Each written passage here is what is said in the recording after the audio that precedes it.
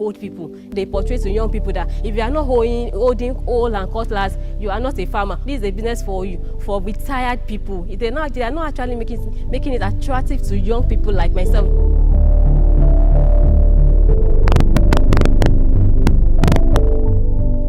We all see that if you have your money, venture into agriculture. Agriculture is not for startup like this. Many times society that they actually, like, even if you are a startup, there are many possibilities. There are areas that you can actually venture into agriculture. You can create a niche for yourself. You don't actually have to get dirty. There are some sexy way that you can actually do agriculture. Even when governments are actually advertising any program for farmers, you see them using one woman that the teeth has broken, one tattered woman, just like being the ambassador of agriculture. They are fine ladies, they are fine guys out there that they are educated, that can actually be used as an ambassador for agriculture. I actually thank you for the life of the commissioner for agriculture, because she's actually sexy and we can actually see her as a role model compared to one old baba that has sports belly that they are using as commissioner.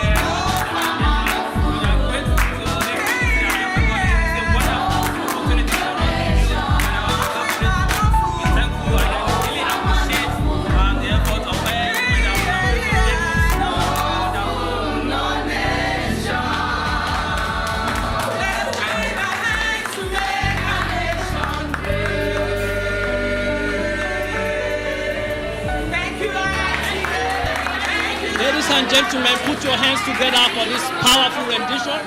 I put it to you that we are having a lot of talent coming from the collection of youths that are in agriculture.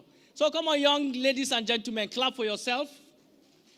Wow, I'm expecting more from the young people in Lagos State. Come on, celebrate yourself with a thunderous applause. Thank you. Now I want to welcome everyone to the Innovative Youth in Agriculture Project Conference in Lagos State.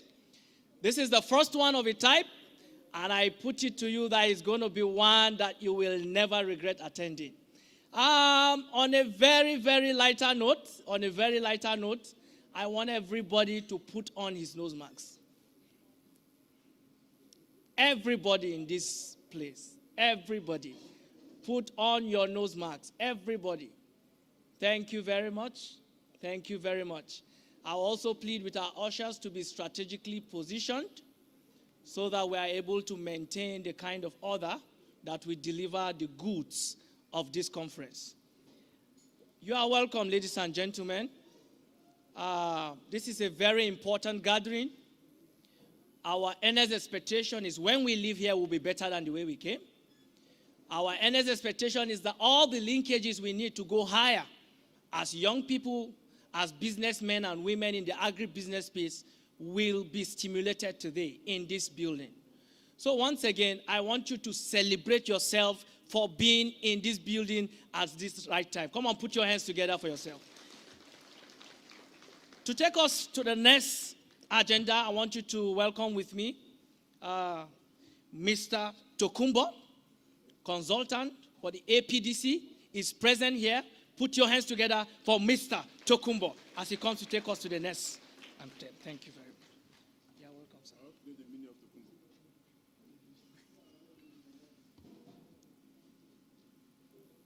Good morning, everybody. Bonjour. Guten Morgen. Bon dia. I know we are live on YouTube, and so this is an international gathering, and so I feel it's important I speak in those few languages that I manage a little bit. I listened to the song that we heard now, and it says, no farmer, no food. No food, no nation. I think it's important that we give a round of applause to the IITA for this creativity. All right, my name is Tokumbo. I was telling Zacchaeus now that I hope he knows the meaning of Tokumbo. My name is Tokumbo Adeoye Laniyan. I'm a consultant with the African Project Development Center, APDC. And I would like to welcome everyone to the first Innovative Youth in Agriculture called iYouth. The iYouth is implemented by the IITA in partnership with the MasterCard Foundation Young Africa Works. The project itself seeks to develop skills in young people aged between 15 and 35 by preparing them for gainful employment or by preparing them to own their own businesses. Nigeria has about 200 million people, as we all know. And out of these 200 million people, about 70% represent the youth. By the statistics, about 63% of Nigerians' population is under the age of 23. Now, to get young people engaged between age 15 and 35 and drive them in the path of agriculture is an incredible venture. And again, I think we need to applaud this great initiative. Lagos State is the center of excellence. This project is being run in 3 states concurrently, namely Lagos State, Kaduna, and Kano. But our focus today is on Lagos State. And I was looking around looking at the capacity Lagos State has. And I know that in terms of capacity, Lagos State ranks as the 5th largest economy in Africa. That is massive. Lagos State has about 20 million people. So the focus of this project is to get the youth to go into agriculture. And of course, Lagos being the center of excellence, we felt it's very important for us to bring all the people we've trained so far under a single umbrella, and like Zacchaeus said, to enable them to interact among themselves, and also look at opportunities, linkages, and all that to enable them get better from what they have been practicing so far. On this note, permit me to recognize some very key people in our midst. And I will start with the Lagos State government, who have been very, very supportive of our initiative. We did invite the Commissioner of Agriculture, but she's unavoidably absent today because they are ESCO today. And she's ably represented by Mr. Omiri. Mr. Omiri, please can you stand for recognition? Mr. Omiri is the director of Agric Training Institute.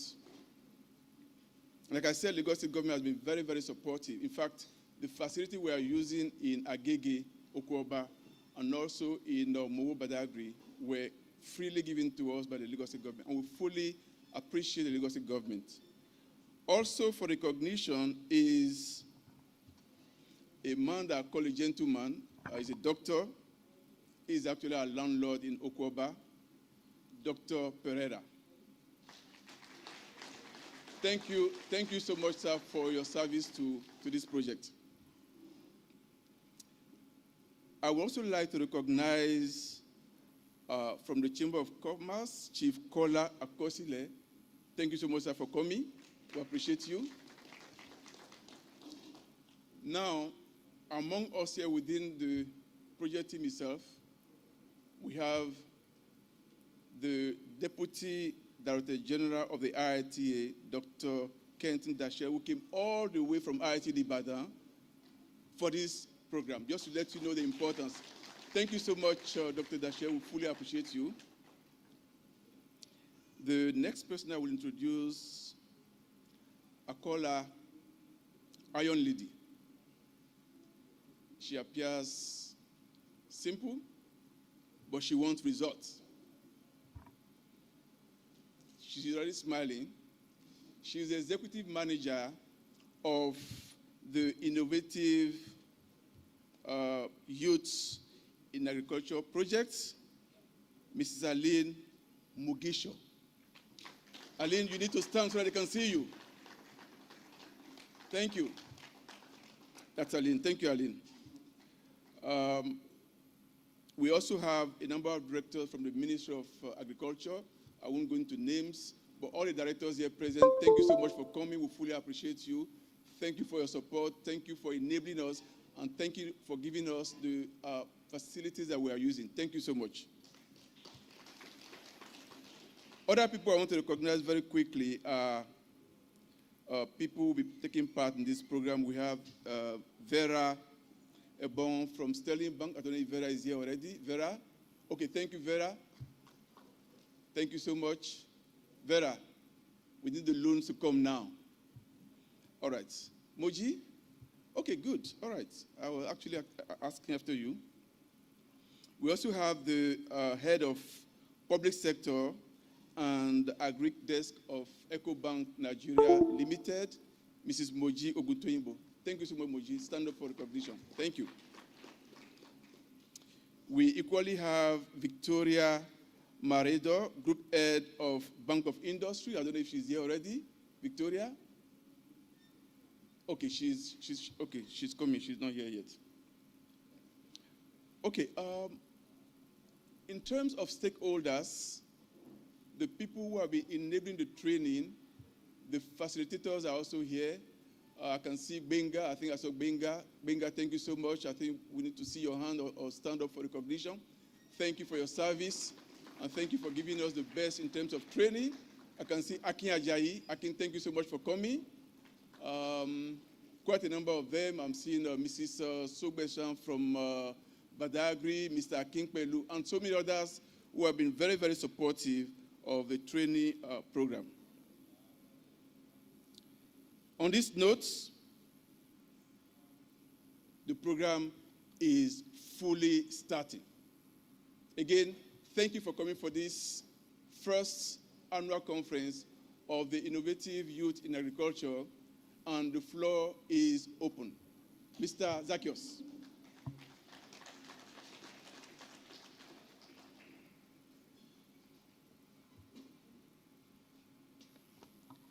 All right, from what I know, this is an assembly of youths.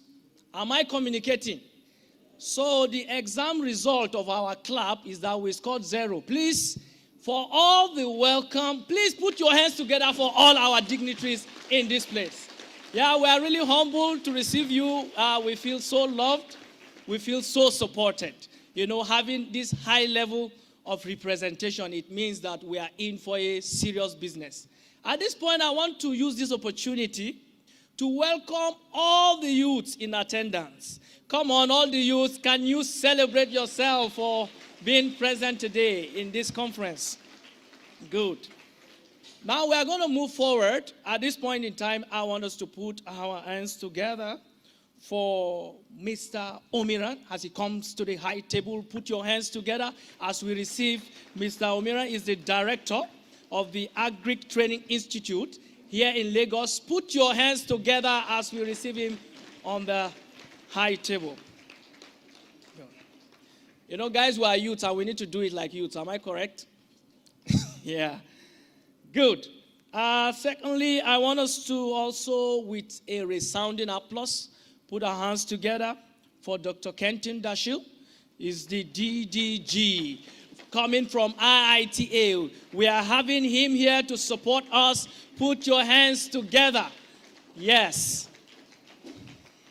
Thank you very much, sir. In the same vein, I want you to put your hands together for the executive project manager of the Innovative Youth in Agriculture Project. I'm not talking about anybody more than Miss Aline Mogishu. Come on, celebrate her. She comes up. They call her the Iron Lady. Yes. I also want you to receive with me up to the high table, Chief Kola Akosile is here from the Chamber of Commerce. Celebrate him as he comes up to the high table.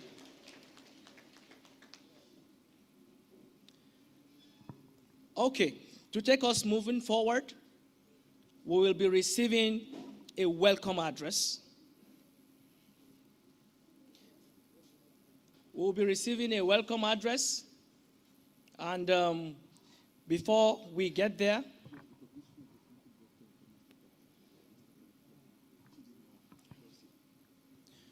all right. So we'll be receiving a welcome address.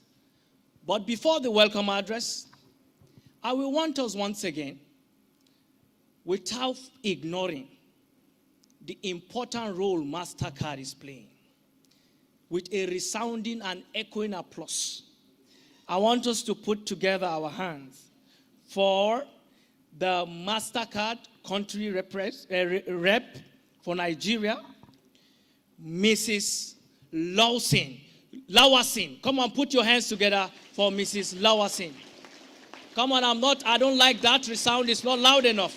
Put your hands together for Mrs. Lawasin. Thank you very much. So we welcome at this point in time Dr. Kenton Dashil for the welcome address. Thank you, sir.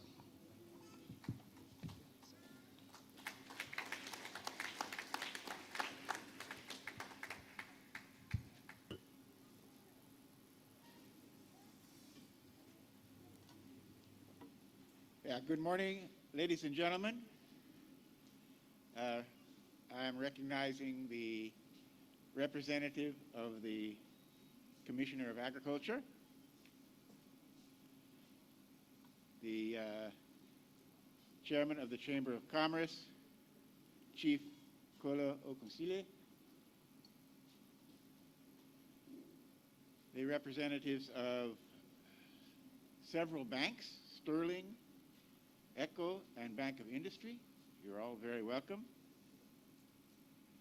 Of course, the country rep for MasterCard Foundation, you are very welcome. In fact, I need to make a special comment about that. I'm sure you've all heard of something called MasterCard, one of the most popular credit facilities in the world, based in Canada. And this is, of course, as you know, a for-profit private company. But this company decided to set up a foundation using their profits that they could keep to reinvest in their business or to distribute to their shareholders.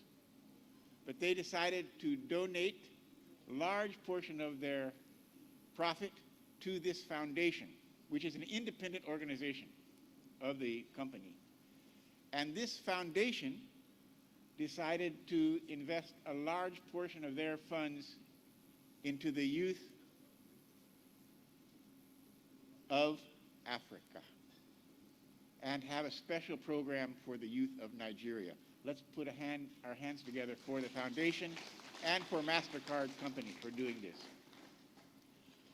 Ladies and gentlemen, we basically have two types of people here with us today.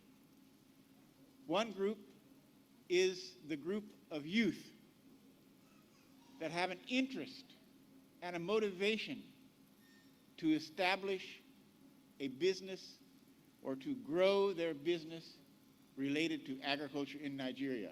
Are you here with us today? Can I see you and know who you are? Can I see the youth that have an interest? I only see one or two, maybe three. Okay, now I'm starting to see more. Thank you. And then the second group of people here today is that group that somehow want to support this group of youth to be successful. Can I see? I'm a member of that group.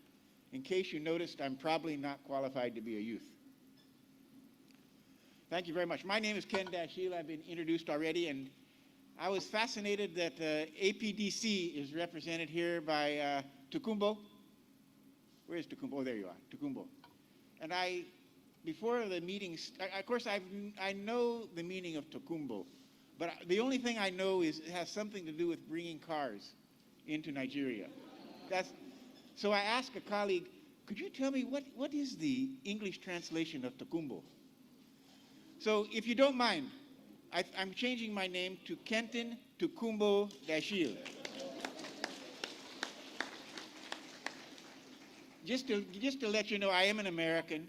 I came to Nigeria to work at IITA in 1983. And it took me about 1 week to fall in love with Nigeria. And I love Nigeria. I want Nigeria. In fact, to be honest with you, when I arrived in 1983, I thought that by 2021, Nigeria would be competing with countries like the US and Germany and Japan. And I still believe that. We're just a little bit behind schedule, but we will catch up and we will make Nigeria great. So we've had some brief introduction. We know we're here about the innovative youth in agriculture. We call it, in short, iYouth. And I want to give you a little brief about the International Institute of Tropical Agriculture, where I work. We are 54 years old. We are based in Ibadan. We were formed by a decree of the federal government of Nigeria signed by General Gowon. And for the last 54 years, we've had fantastic support from all the government agencies to keep IITA strong and successful, and we sincerely appreciate that. 54 years of dedication. Our headquarters is in Ibadan, but we have major stations in Kano, Abuja, One. Here in Lagos, we have a guest house and a liaison office.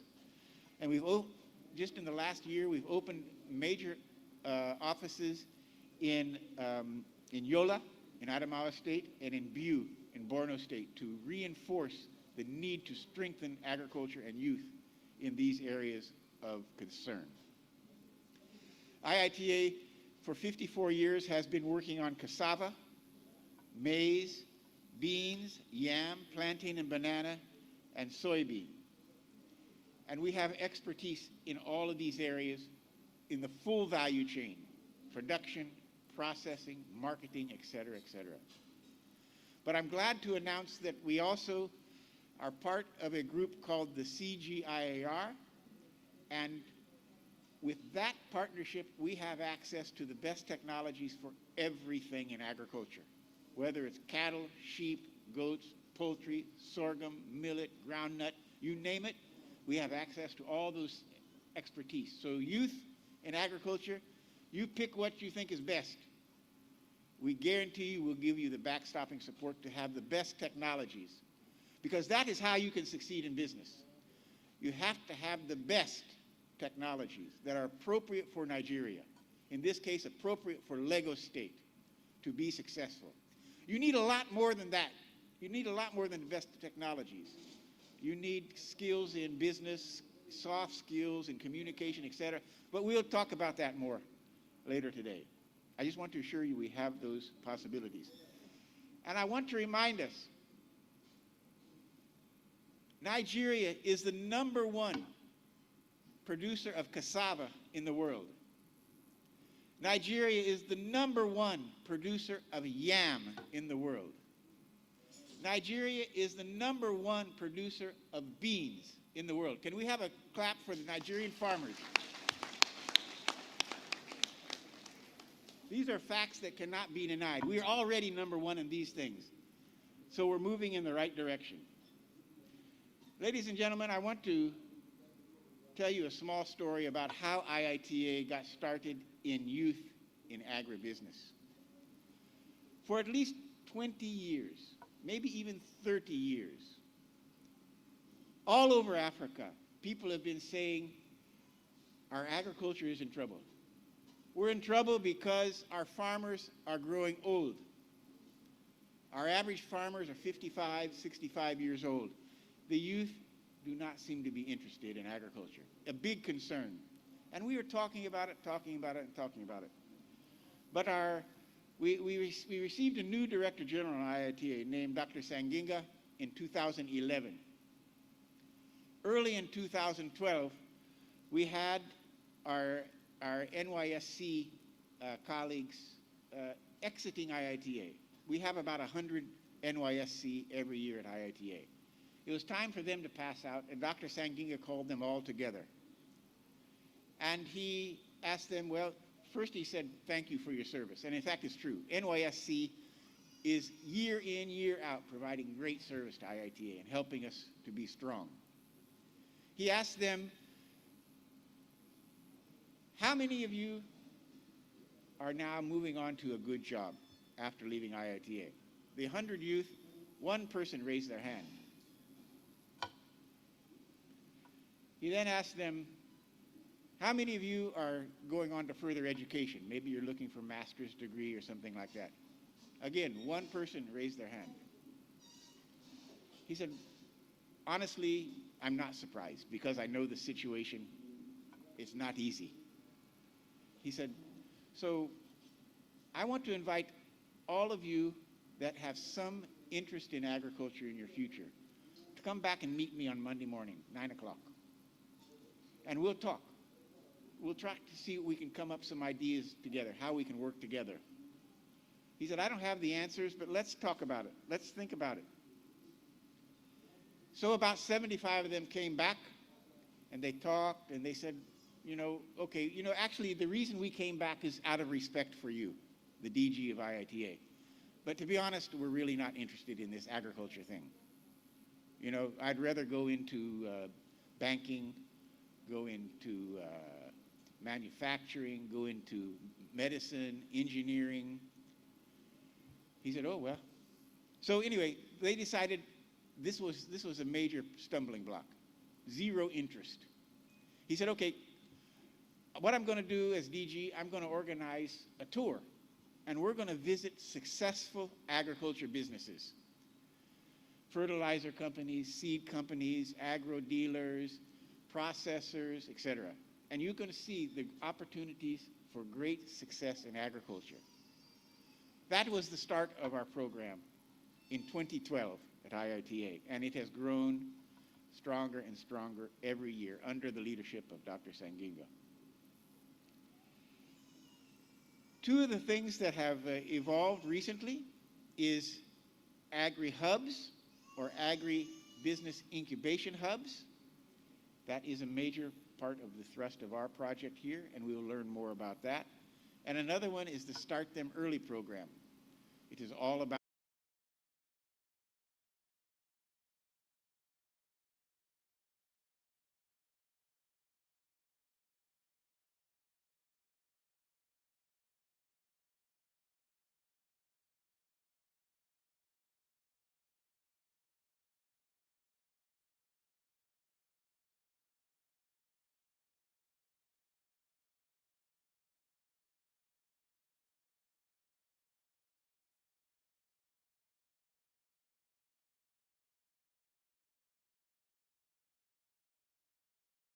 about that. It's a privilege to be here this morning. And it's a privilege, it's a dream coming true to be able to connect to all of you directly right here in this continent, in this land that God has given to us to prosper. It doesn't belong to a few. Today we are saying by being here that we have taken the commitment and the call to make the land belonging to all of us. And that I would like you to make a huge round of applause for making that commitment.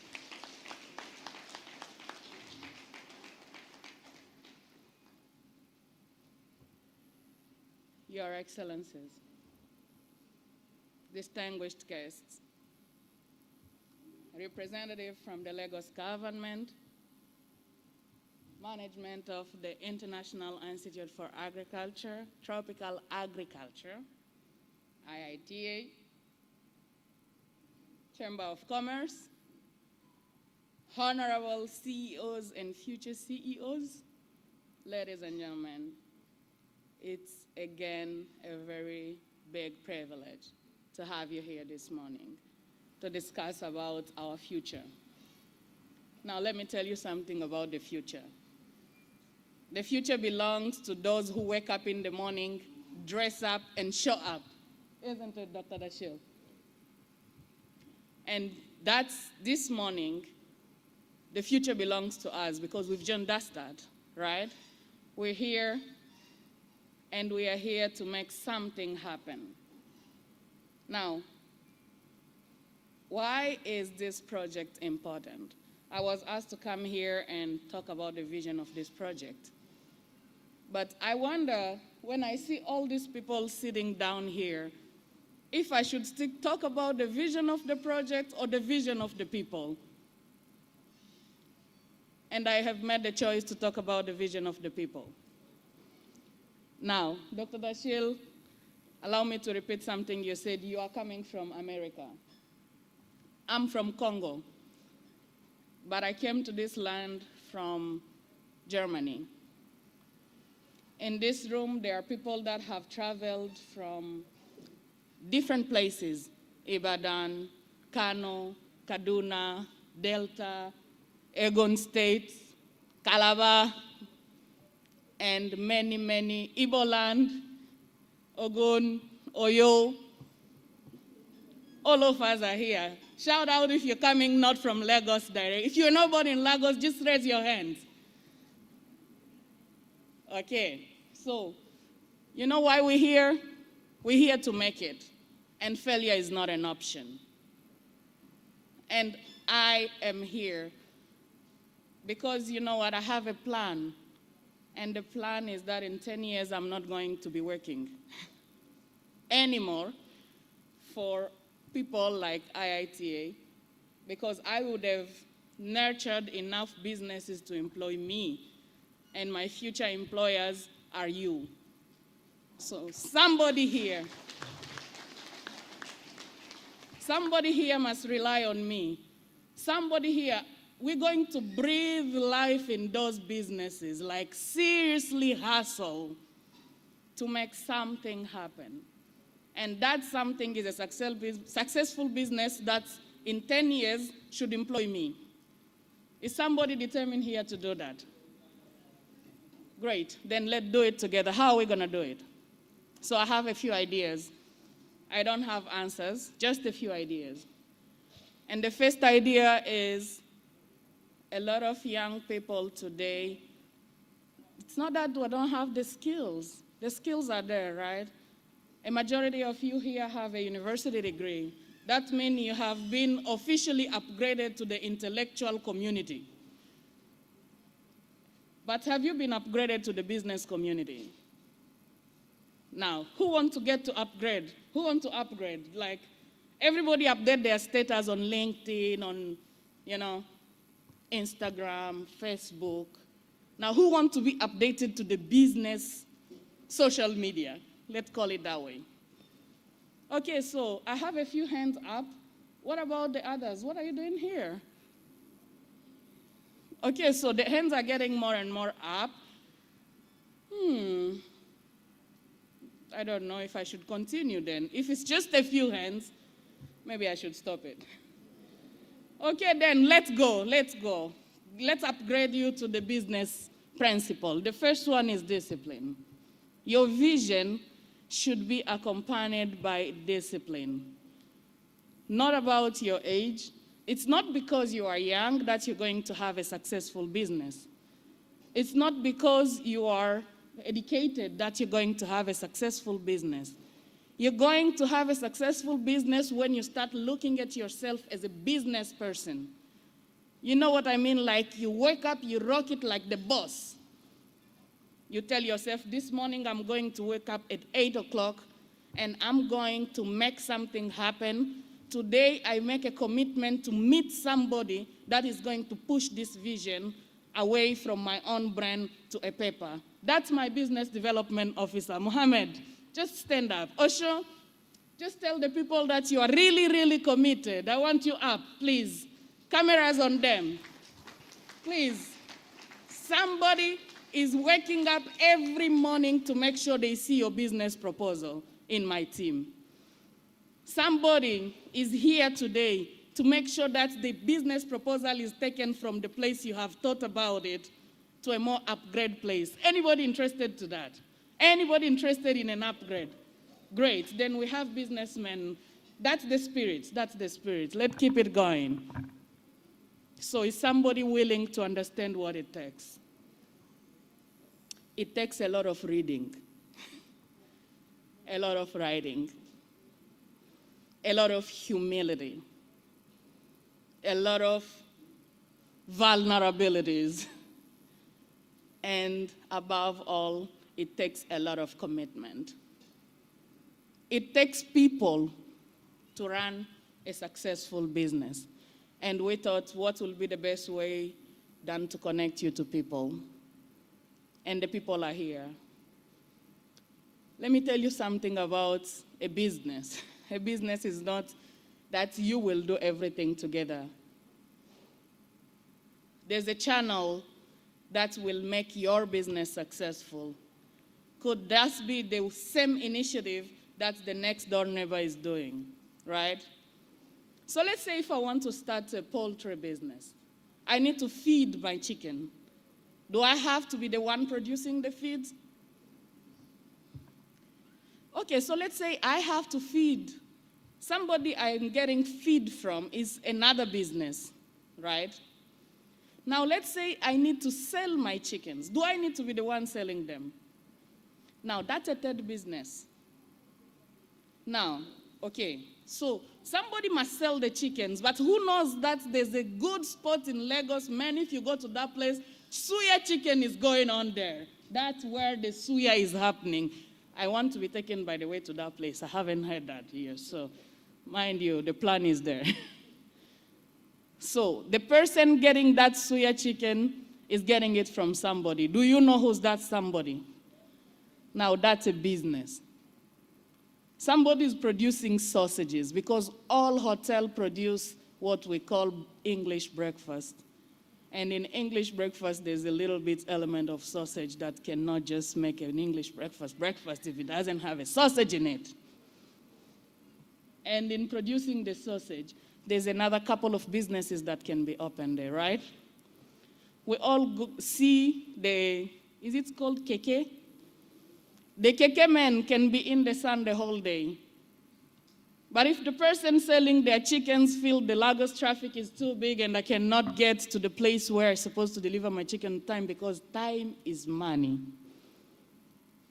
the keke men will be hired to deliver the chickens in 10 places in 1 hour, and that's a business. So do you understand what's the responsibility bestowed upon you? Not to create a business, but to create businesses that will make this city reliable for all of us. Now, let's go a bit further than that. Somebody in your group told me that there's a lot of chicken imports going on. Where do they go from? Here to somewhere. ShopRite is collecting chickens, and so many more. Hotels, catering companies, we're going to eat food here.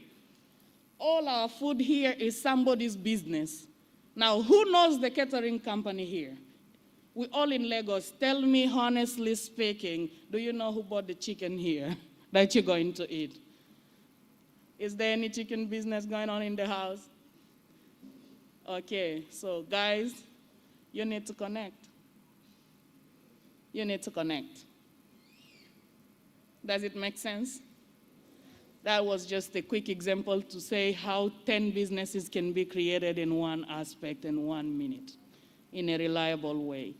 It means a man is man. A man is made by man. And businesses are in the hands of the smaller ones. Ladies and gentlemen, there's something that we need to do about this continent. We need to stop the blame and start acting. We need to be involved to evolve. And allow me to just take a break from this place. But before I go, I need to thank all the elderly people that are here today, because it's been a long time that the elders didn't allow us a breathing space. Now we are breathing, right? The businessman that is working on it today, we need a policy, Commissioner of Agriculture, that will help us to have good policies. A farmer that is starting a business need a good enabling environment for them to grow. We need to set up people for success. That's a vision we need to push for. We need to hold you accountable for these businesses that are being created at this moment. In 5 years' time, we need a report on how your institute, how your unit are going to support these young people to make them a success. Now, who's okay with that?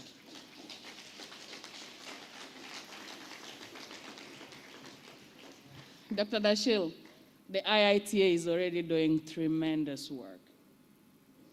But we cannot do without mentorship, right? Technology is growing, and so are the markets. Online platforms are being created, and the youth at large still don't have a market at that platform. Now, are my ICT guys here? Flag in that website.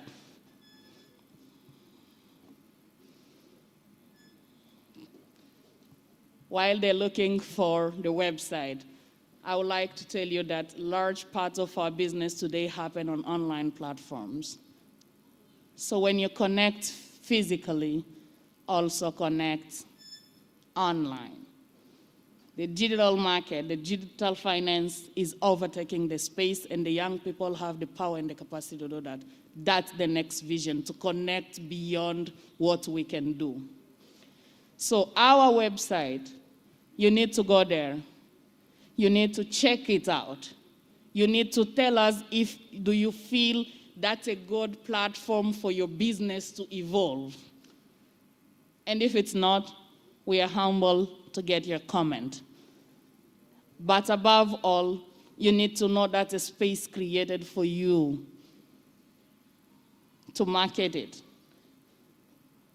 I bought a lot of things on Instagram when I came to Lagos. Now, does that ring a bell into somebody's mind?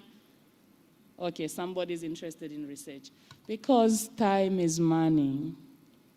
Allow me to go back by saying to Dr. Dashil that we need more and more support of mentorship and coaching to allow the young people to overcome all the stumbling blocks that their business may encounter in the future. Yes or no? Young people, are you here? Now, Chamber of Commerce is here. They like to talk among themselves. Oga? Nagodo. Now we know you're here, and you're here for us. So we need to give you a duty because you came here to be part of it. Now you have to be part of it. And I'm going to tell you what your role. I need you to bring your colleagues to these young people here to talk to them about principles and opportunities of businesses in Nigeria. They need to know where is the money. Who wants to know where is the money?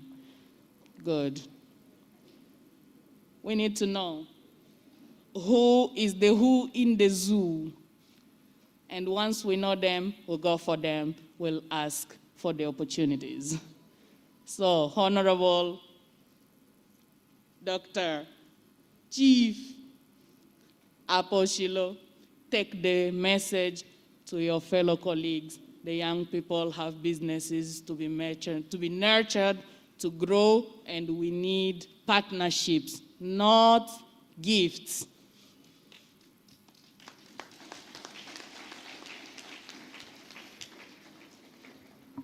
On a lighter note, young people, we need to have a mentality that gets us respected. So allow me to make that call again to you to get up, show up, and rock it like it was the last thing you had to do before your life ends. On that note, I would like again to thank the team of APDC.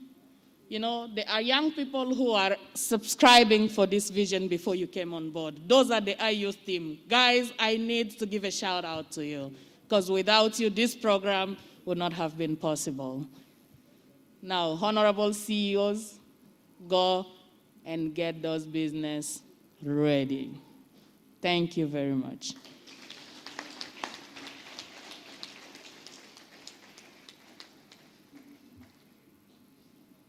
Yeah, once again, you have to echo that applaud again for Ms. Aline Mogisho.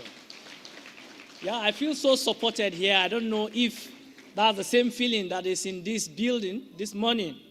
All the stakeholders responsible for the next level as far as agribusiness is concerned are in this venue. So in the mood of excitement, can you just celebrate your victory that is coming? Come on, let's put our hands together for ourselves. Yeah. We have a very important dignitary now, Miss. I want us to put our hands together for the representative of NISEL Microfinance Bank, in the person of Mr. Abiola Joseph. Put your hands. Thank you very much for coming. Thank you very much.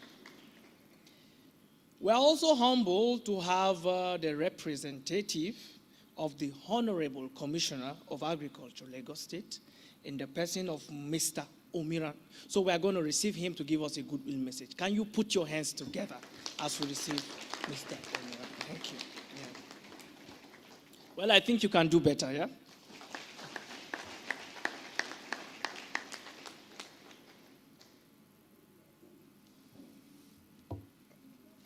Good morning, everybody. I want to stand on existing protocols. Once again, I want to tender the apology of the Honorable Commissioner, Ms. Bisola Olusoya, who is unavoidably absent, because today actually is for the ESCO meeting of the state. Initially, we thought this program was to start tomorrow, so which are planned to be here. But since it was changed today to this morning, she could not make it. So she has asked the directors from the ministry to come and represent her. So once again, I want to welcome every one of us, ladies and gentlemen, into this wonderful program. I want to say, before I start reading the address, that this program, we are partners in progress with the stakeholders. When the program was discussed with the ministry, it was not difficult for us to accept it and to be part of it. Why?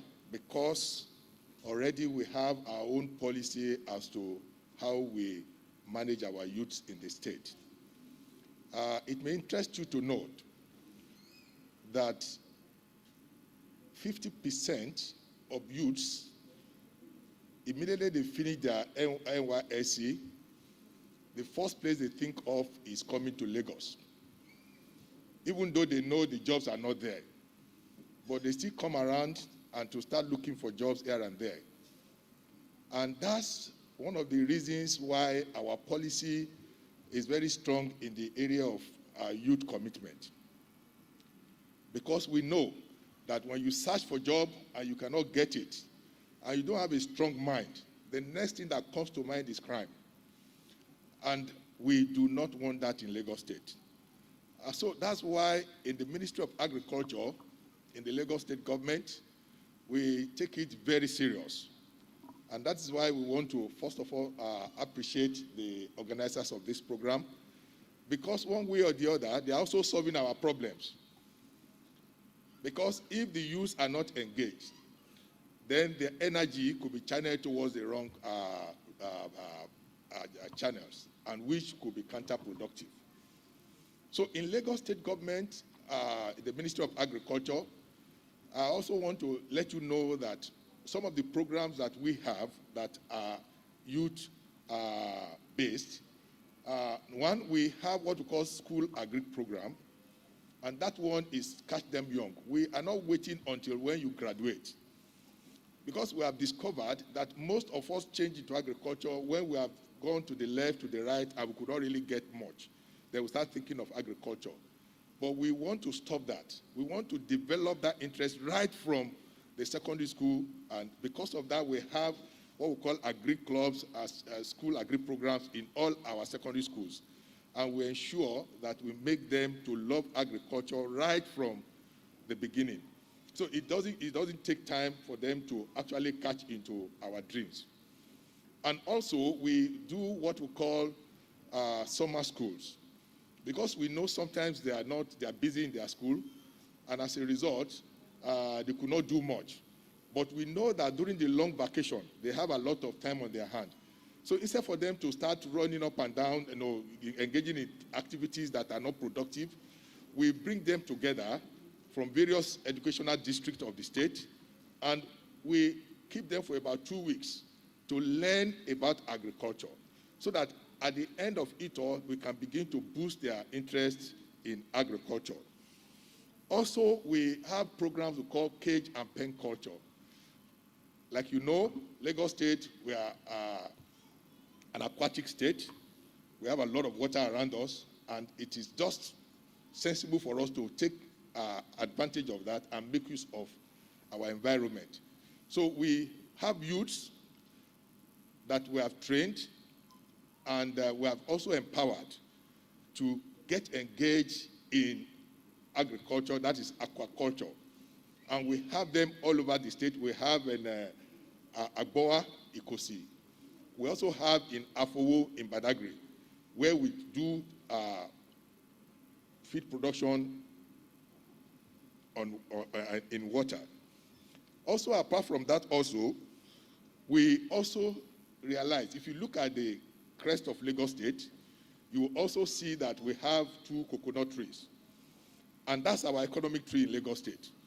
So we have been able to divert the attention of youth into that area, whereby they can use part of the byproducts of coconut to be able to do a lot of arts and crafts.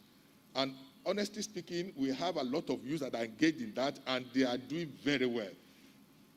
as of today. Also, in that area, we also have World Bank projects, we call it appeals, where we also train our youths and women to be able to become entrepreneurs in agriculture. The state government is also interested.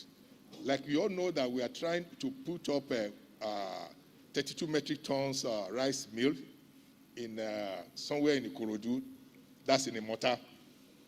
And that mill will require a lot of paddy rice. And we are giving opportunities to our youths through a program we call Rice for Job to be able to produce rice so that they can feed that mill.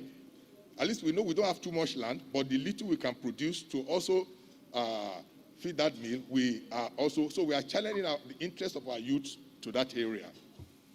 And one of the other things that I think one of the key programs that we have, which I think is also popular, is what we call Lagos Agripreneurship Program. And this program is for our youths and women. And what we do there is that we put them, through a 1-month intensive program in 2 major value chains based on our area of comparative and competitive advantage. And that is the area of aquaculture and poultry. And this program is held for 1 month at Taraga. And after that, we expose them to practical and whatever. And then, when they finish this program, we also want them also to go through mentorship and internship program for 3 months, after which we now do a kind of a linkage between them and the financial institutions. So these are the programs that we are doing. And that's why it was not difficult for us to partner with this group of people when they came to be able to synergize, because we are partners in progress. We are problem solvers. We want to ensure that youths are not on the streets. And it's only when they're on the street, they say, Idle Hand is a workshop for the devil. So we have tried as much as possible to ensure that we engage our youths. So we want to congratulate this organization for this program. I know this is the first one that we're doing, but we believe that we'll continue, and we want to also say, on behalf of the ministry, we want to promise that we will continue to partner with you to the best of our knowledge and ability to ensure that this program is blossom more than even our expectation. On behalf of the Ministry of Agriculture, I want to congratulate you, and I want to say thank you very much. God bless you all. Thank you.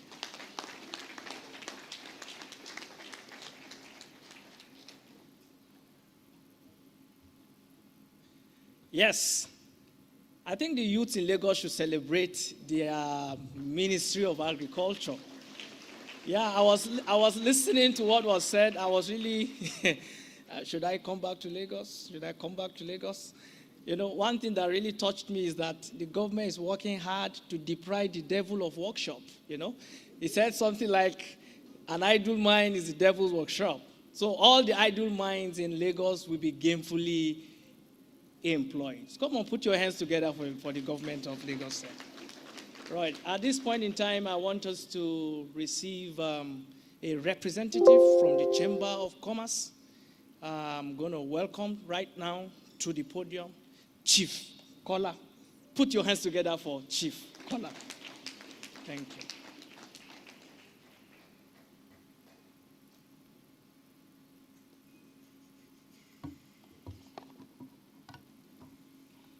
Good morning, everybody. Permit me to stand on the existing protocol. I bring to you all the good tidings of our national president of NASIMA. NASIMA is the Nigerian Association of Chambers of Commerce, Industry, Mines, and Agriculture. Because of the importance of this event today, I've been asked to be here because presently the whole team of NASIMA is right now in Aba for our national AGM. But because of the importance, some of us are here present today. We are happy for this kind of event happening because NACIMA, as you rightly know, and if you don't know, NACIMA is the apex body for the organized private sector in Nigeria. That is, anybody operating outside government, you are a potential member of NACIMA.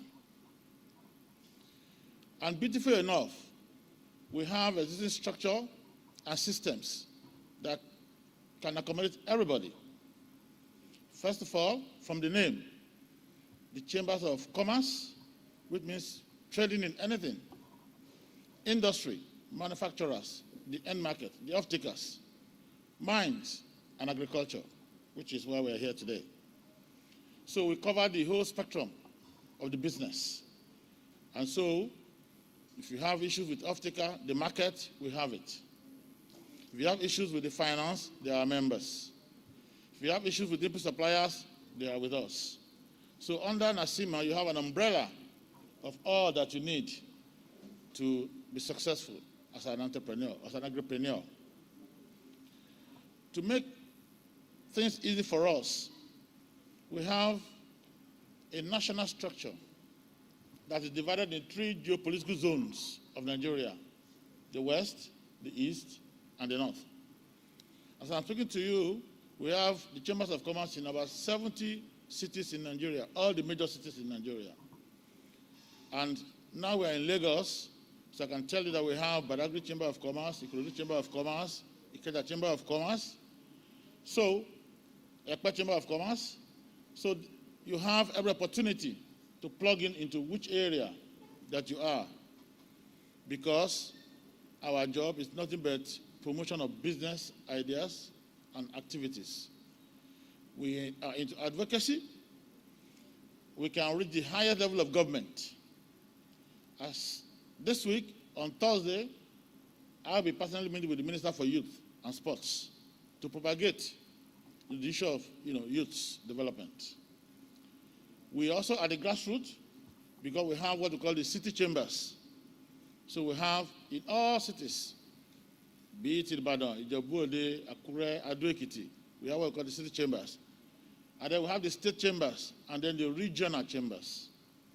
So you have all that it takes to make your business idea successful. We have also put in place structure that will take care of your interest. We have various trade groups to focus on particular needs of members of those trade groups. I am a member of the Agribusiness Trade Group. I am the co-chairman of the MSME and SDG Trade Group. And with me here today, I have an executive of the Southwest Coordinator of the Youth. We call them NACIMA Youth Entrepreneurs. Mr. Dario Belawo, can you stand up? Other youths, Akpe, Victor, these are, people like you in the Chambers of Commerce. We call them NYE, NACIMA Youth Entrepreneurs. So please identify the Chamber of Commerce in your place of abode and plug in. We can assist you to solve most of your problems. As a matter of fact, we will also be talking to the organizers and getting the list of attendees, and they will be communicating with you. We also have another good structure for women. Anything we do, they say 60% will be for women.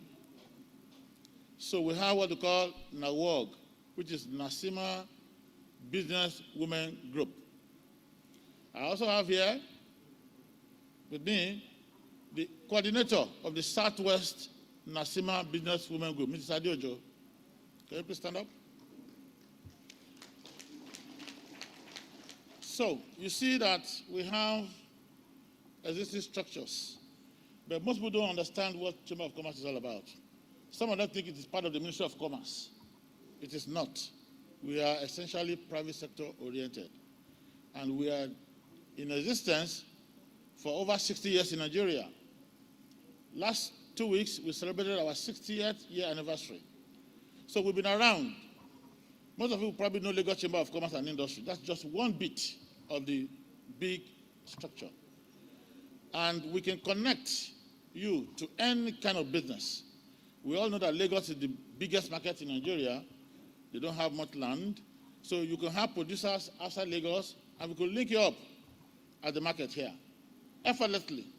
With a letter from NASIMA, you could have access to anything you want. I'll give an example. I asked somebody in this hall, one of the presidents of the Chamber of Commerce for the Southwest, said, Mr. President, I have a problem. I do not have market for my fish. Oh, you don't have market for your fish? Okay. He later went to ShopRite. I've got an appointment. After 10-minute discussion, ShopRite said, we will give you demand to supply all of our stores in Nigeria. You know what happened? The youth disappeared. He said, okay, how can I meet this demand? This is too much. You want to kill me? I said, you say you don't have market. This is the market. And they said one thing. Do you have NAFDAC approval? He doesn't have. So we have to go back and get NAFDAC. I must say that the Chamber of Commerce is well structured. We are on the board of 44 parastatals in Nigeria. SON, NAFDAC, CAC, anything you want. Approval is delayed, any process. The Chamber of Commerce is rightly positioned. So, I welcome you to this event. I want to assure you that as you go to Kano, you'll see us there. We'll be with you, partnership. If you go to Kaduna, we'll be there. Anywhere in Nigeria, the Chamber of Commerce is adequately represented. So I want to welcome you to this event, and I wish you happy deliberations. Thank you.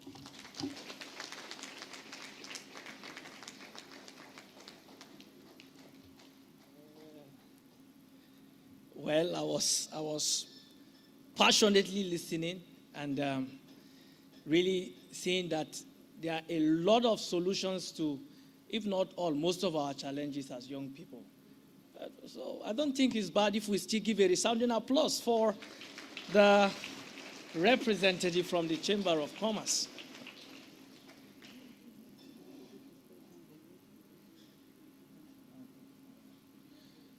So I'm very, very passionate again to emphasize that this conference is already tended towards success because the infrastructure to establish the linkages is already set to us here. And my earnest desire is, as young people, we will not disgrace this infrastructure of success. Okay? Thank you very much.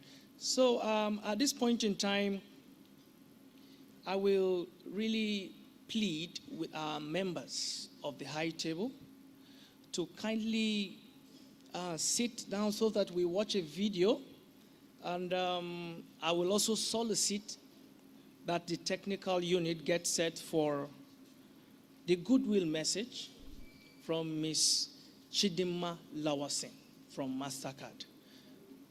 I know I was calm when I was talking, but that doesn't mean you should not put your hands together for Ms. Chidinma Lawasin. Thank you very much. Yeah. Hello, good morning. Hello, good morning. I'm the country head Nigeria for MasterCard Foundation. I'm welcoming you all to this iYouth Annual Conference being organized by IITA. IITA is in partnership with the MasterCard Foundation under our Young Africa Work Strategy. A little bit about MasterCard Foundation. We were founded in 2006 by a gift from MasterCard, the corporate, but we have different boards, different governance issues. We're really two different organizations.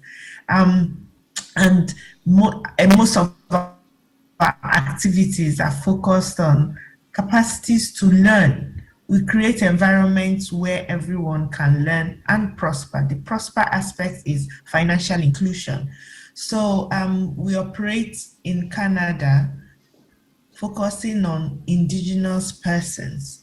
And then we also operate under our Young Africa Work Strategy in 7 countries. The strategy is to ensure that youth aged 15 to 35, just like you all, especially young women, 70% young women, would have access to dignified and fulfilling work. So it might be paid employment, it might be entrepreneurship. So we're in Kenya, in Rwanda, in Uganda, in Ethiopia, in Ghana, in Senegal, and in Nigeria. And each country chooses the areas where they would focus. For us in Nigeria, our target is to ensure that by 2030, 10 million Nigerian youth would have that dignified and fulfilling work. So we're focusing 70% of our work on agriculture, which is exactly the space where you are. 20% on creative industry, so music, film industry, entertainment, all that. And then 10% on digital economy, although we are mindful that the digital has transversed all other projects and sectors. So now, why the iYouth project? We're implementing it with IITA so that we'll be sure that we develop the skills of young people, as I said, aged between 15 to 35 years old. So IITA will prepare them for gainful employment or entrepreneurship within the agri-food value chain sector in Nigeria. So, and in this project, IITA, between 2020 and today, average of 6,000 young people in Kano, Kaduna, and Lagos states, they've benefited from the training from IITA. They've been trained, coached, mentored. Some have seen demonstration farms, and they've stopped thinking of agriculture as what their grandparents did with a lot of drudgery and hoe and some old implements. There are many different aspects. There's the logistics, the haulage side in agri-food businesses. There's the manufacturing, turning the produce into another processed food item. There's just the aggregation model where people, the fertilizer, the herbicides, the quality seeds, they are all part of agriculture. They are handheld drudgery for them. There is agri-tech, the drones that look after orchards of farmland to ensure that coordinates of farms are being obtained. There's the research, there's the quality seeds. There's so many aspects of agri that IITA is going to expose you to. Then they will mentor you, the youth, and will support many of you who have entrepreneurial concerns, entrepreneurial ideas, that there are startup things that can happen, and also create employment linkages. There are some platforms they will link you to so that you can put out your competencies there and have access to real dignified and fulfilling work. So this conference is to serve as a platform for networking and for mentoring the youth. You've been successful in many areas. How do we bring you together to see your lookalikes and see the possibilities and synergies that can happen? So this conference brings together stakeholders, partners, you, the beneficiaries. How do we ensure that this project, in collaboration with MasterCard Foundation, will be successful for the next 5 years, but will be sustainable thereafter? Because the projects are not just to happen, and at the end of it, everything goes back to the default mode. How can we sustain this and ensure that more youth are brought into the agricultural sector, have expanded opportunities, access to markets? There are people that produce goods, they don't have anywhere to sell them. So these linkages all under this innovation much. I wish you, all of you, a successful conference. Take the takeaways, use them to build in yourselves, and I wish you all the best in your journey. Thank you very much.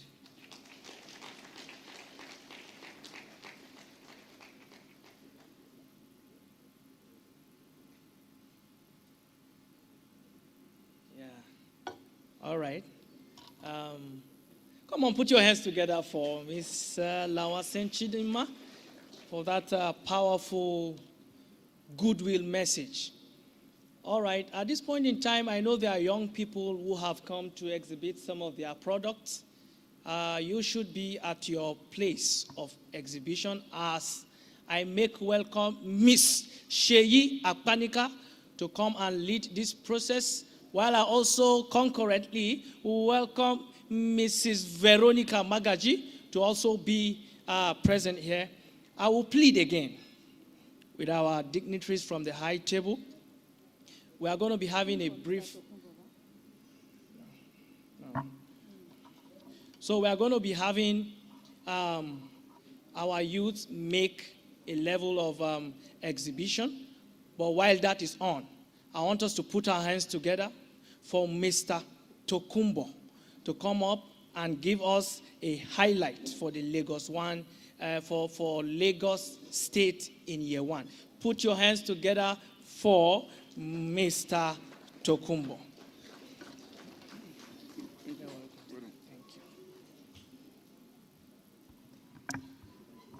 I'm glad to be back here again.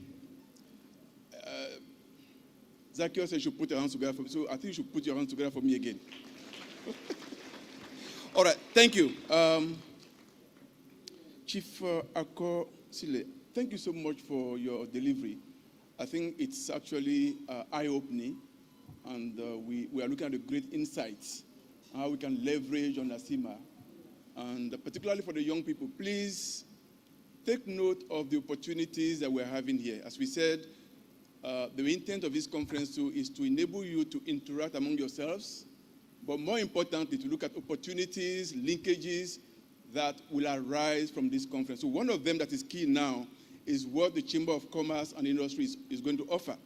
So I think it's something we can take a look at, particularly for what I would call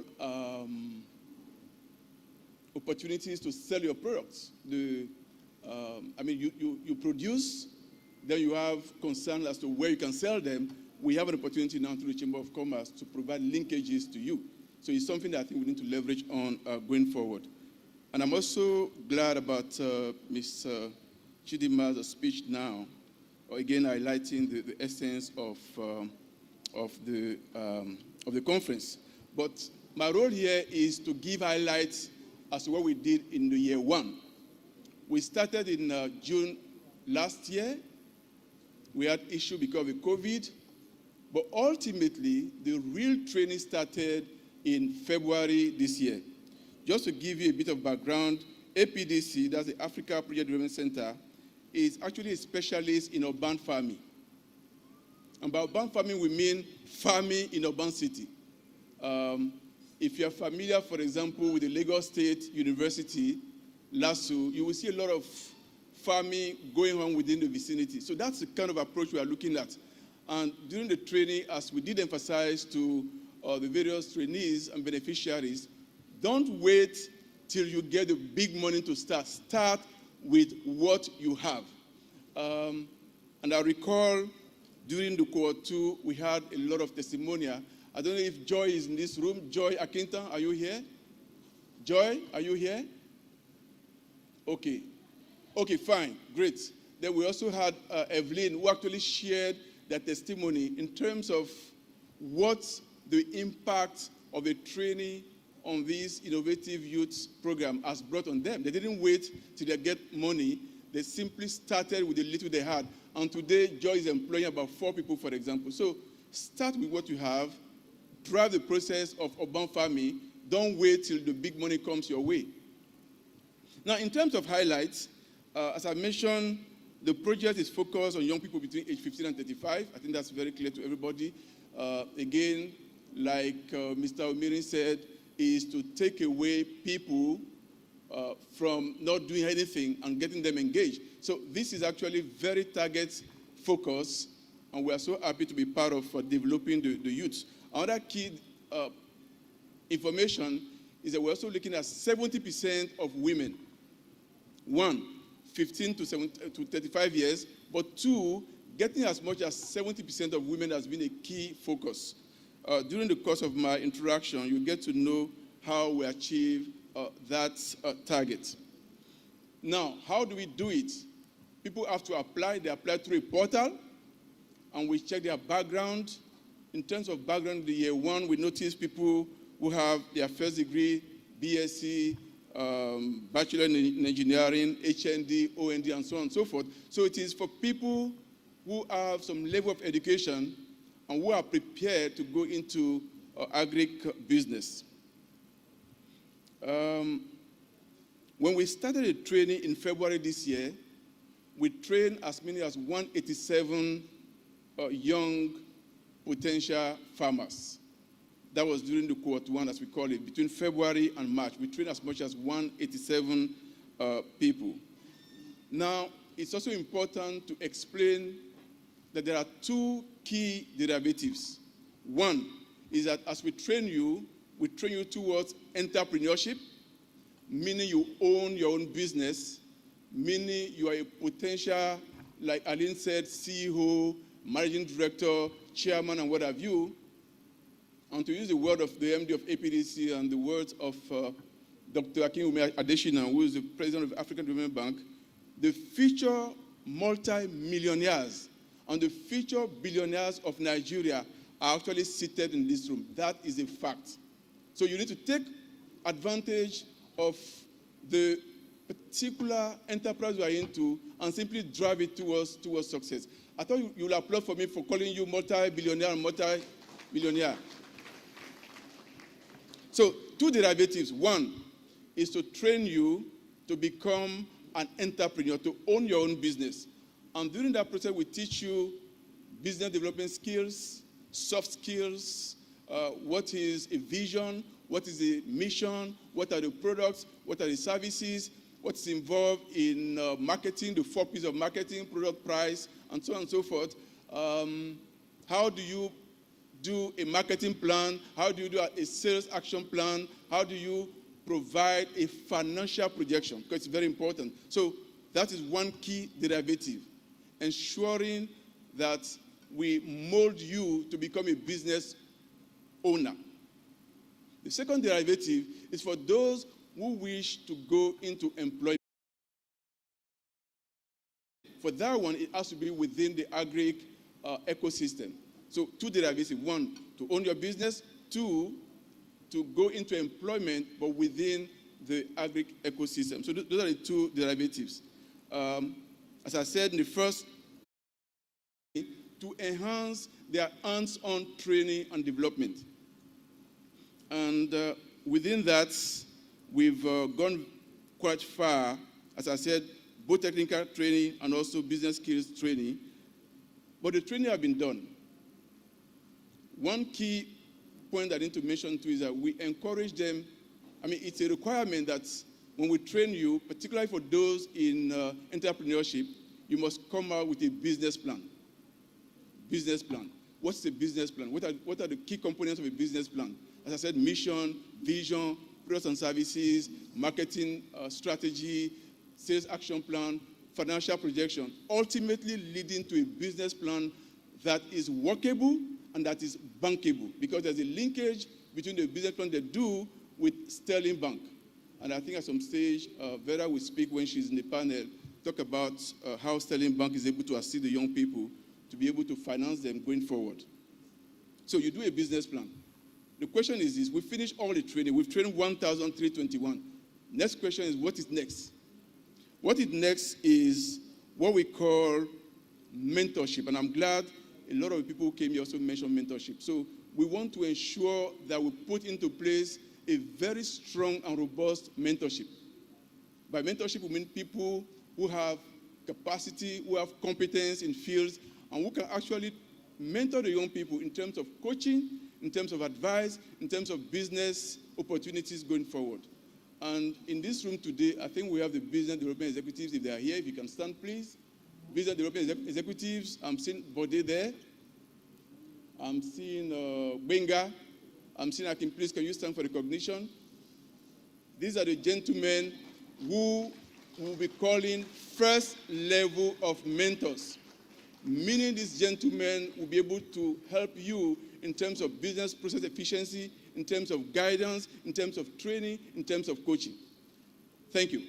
Then we also have the technical facilitator who are also here. I think I can see Mrs. Sogbe. Mrs. Sogbe, if you can stand for recognition.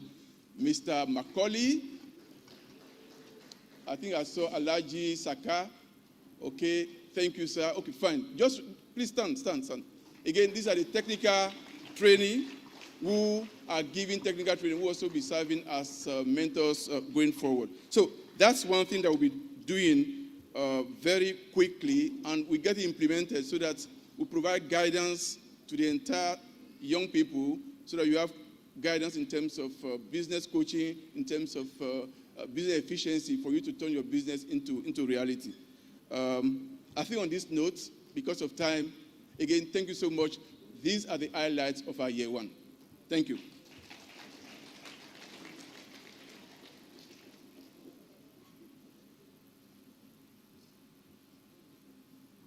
Yeah, youths of Lagos State, put your hands together for Mr. Tokunbo. Thank you very much, sir, for that resourceful insight in what Lagos State is doing. At this point in time, we are going to be having a very important activity, and we call it exhibition. And at this point in time, we will have two particular sport for that exhibition, and concurrently we will have our dignitaries from the high table move to those exhibition sport and get that done. And to lead us in this activity, we have Miss Veronica Magaji. Can you come to this side, please? Miss Veronica Magaji.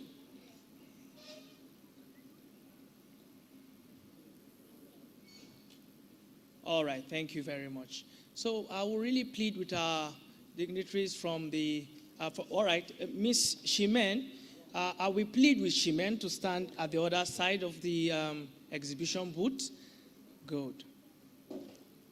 Now our dignitaries, these are the two lead focal persons that will lead us to the exhibition spot, and we know because we are trying to maintain the COVID-19 precautions, so we won't have us move in mass. So they will lead us to those exhibition posts. After that, after we are done with the exhibition, we will all move outside for a group photograph immediately after the exhibition. So we are going to start from the table near Shimen. All right. So you follow Miss Shimen to the exhibition spot. Then from Mr. Tokunbo, I think from your table, you follow Miss Vera to the other exhibition spot. Thank you very much. Thank you very much. Now, for our beneficiaries, we can start moving out so that we link up with Mrs. Tola, Miss Tola, to put us together for the group photograph. So we can start making that exit from the back. Thank you very much as we move.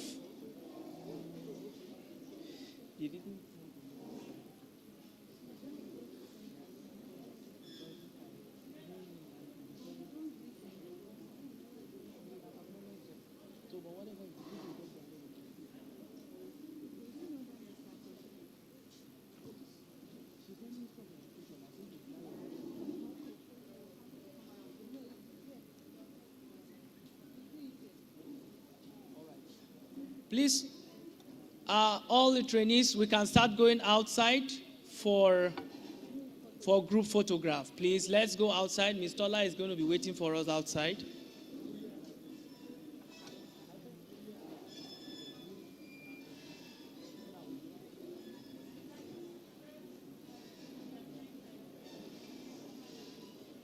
So guys, let's move. Time is of serious constraint. So let's move.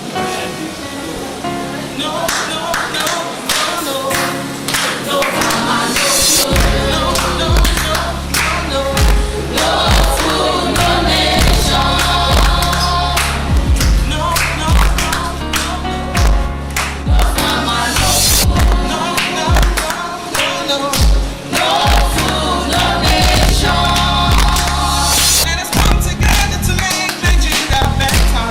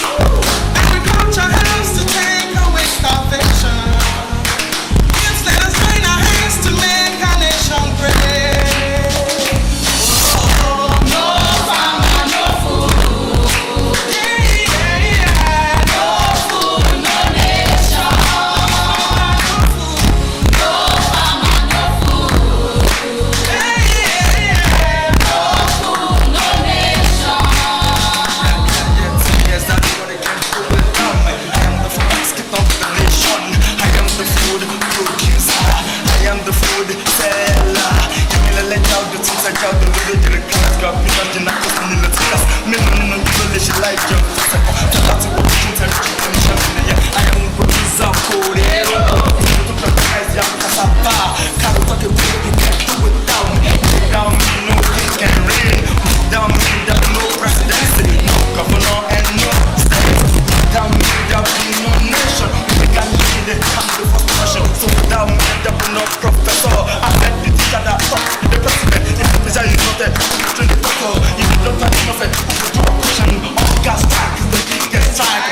Like down schools for 1 month. There'll be starvation in families. It's like go strike for 2 months. There'll be famine in the land. Like I can go strike for 6 months. But if I stay away from crap for 6 months, they'll make them for this industry.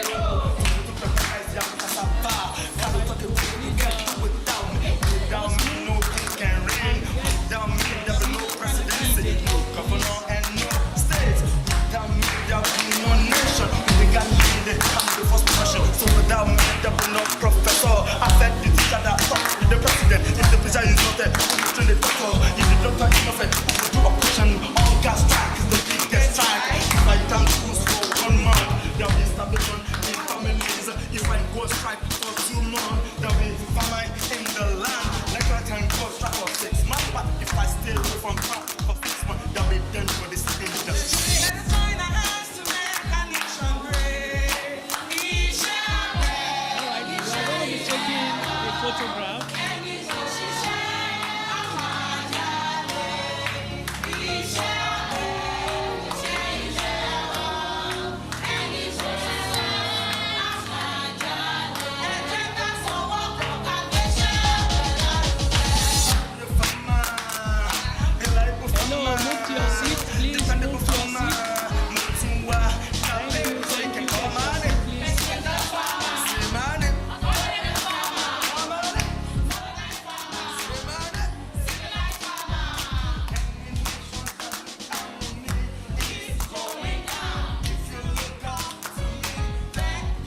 Stay now.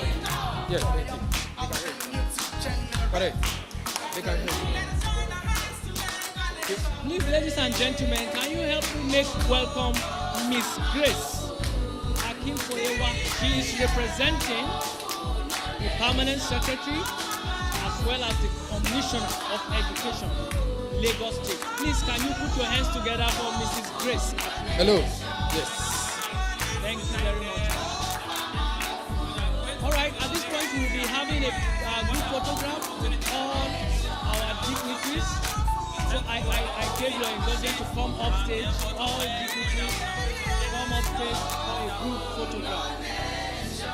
Yes, sir.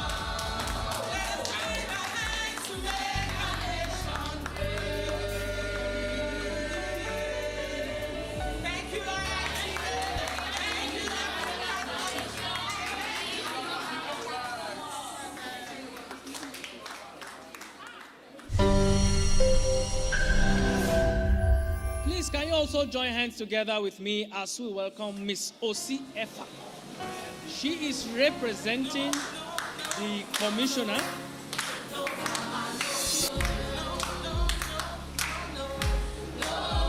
She is representing the Commissioner of Commerce, Industry, Lagos State. Please put your hands together for Mrs. Osi Efa Akinbayo. Put your hands together, please, and help me receive Mrs. Osi. Thank you very much. All our dignitaries, please come up stage for the group photograph.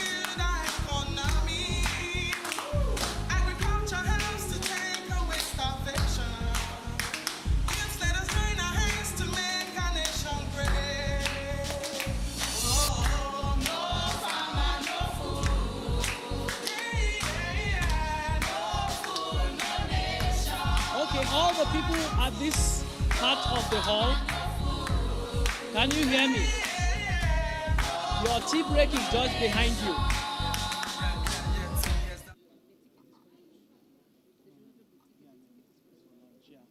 So you can move to the spot of your tea break just behind you. Everybody on this part of the aisle. So you move backwards. That's where your tea break will be served. You can start doing that right now, please. Thank you. While all the people in this part of the hall just move backwards, near the reception, that is where your tea break will be served. So you can make that movement immediately now. Thank you very much as you comply.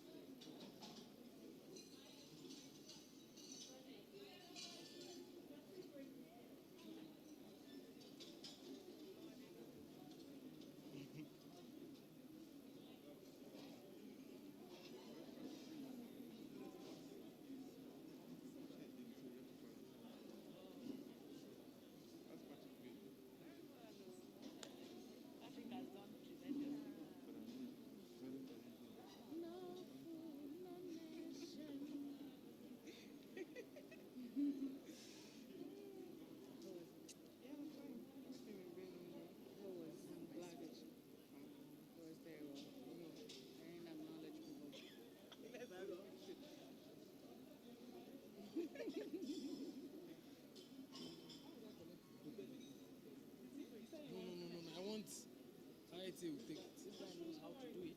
Can you try it? Can you test it? Do we need to move this for you? No, it's not good when it's low. You are a moderator. You will cross your leg. You are not comfortable. No, that's not the swag. It's supposed to be higher. No, he has to sit No, we have to move this to the side. No, this will move to the side. But all these things, we don't need them here. Maybe let's tell them to do it themselves. Who has this? No, Bashi.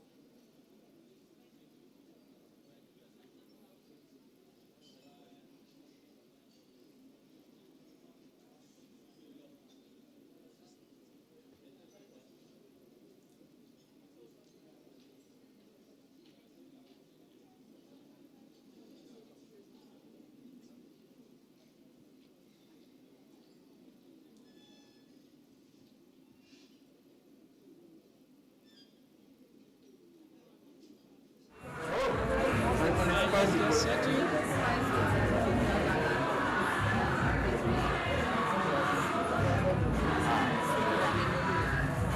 shelf life will be very short. Yes, 4 hours. Take off food in the fridge. Say take off the food in the fridge. Winter.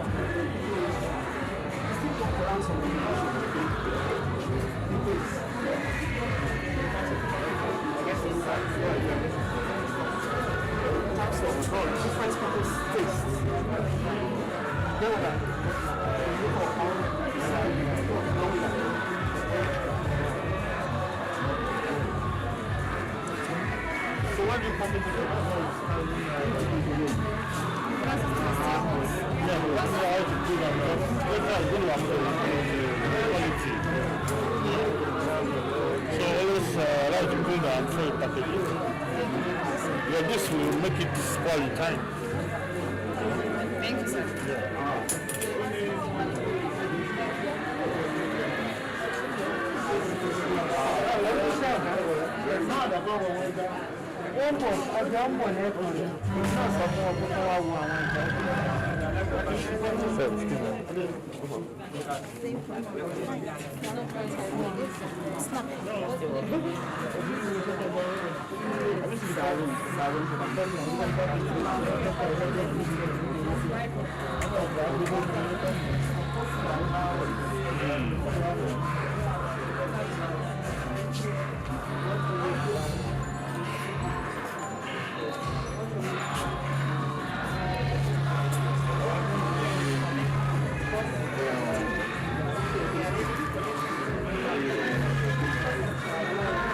Okay, ladies and gentlemen, I want to welcome you back from the tea break. And we are going to faster, next session.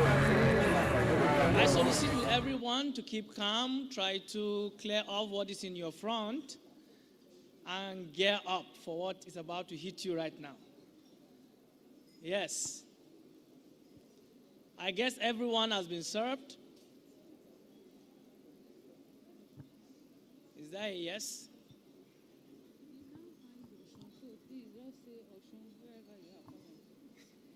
You will feel arrested. No, don't say Oshun. Hope you are preparing for see. Okay.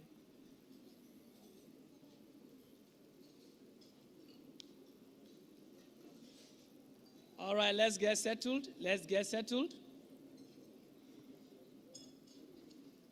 Want to appreciate the technical team. They have been doing a fantastic job.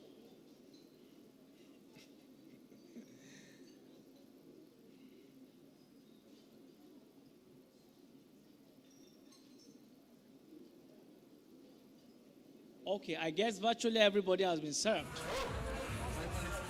Good. So now if you are happy being here thus far, I want you to indicate by putting your hands together for yourself, please, ladies and gentlemen. I say you should put your hands together for yourself. We are going to go into a plenary session, and to take us into that, permit me to welcome Mr. Oshun Idowu. Put your hands together for Mr. Oshun Idowu.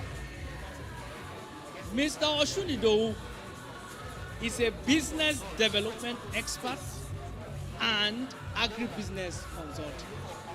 He has been working in this space for over 10 years. Mr. Oshun Idowu is a young man. You can see from his appearance. He has stimulated and catalyzed many businesses during his efforts in business development. He has worked with the central bank in an aspect that looks towards financing for young men and women. The same young man you are seeing here has been a consultant for numerous businesses within the agricultural value chain. He has led a cocoa entrepreneurship program. Manager. Also worked in former National Bank, now the Wema Bank, and former Omega Bank in various roles within branch management and branch operations.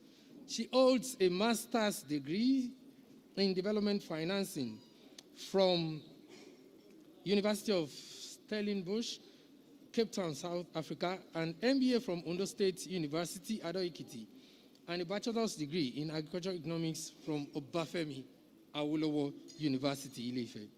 She's also a member of the Chartered Institute of Marketing of Nigeria with over 26 years' wealth of experience, including public sector and agribusiness. So, once again, welcome Mrs. Mojisola Oguntoyinbo. You're welcome. Please have a seat. Yeah, secondly, I will invite Mrs. Vera Ebohon. Please, a round of applause for her.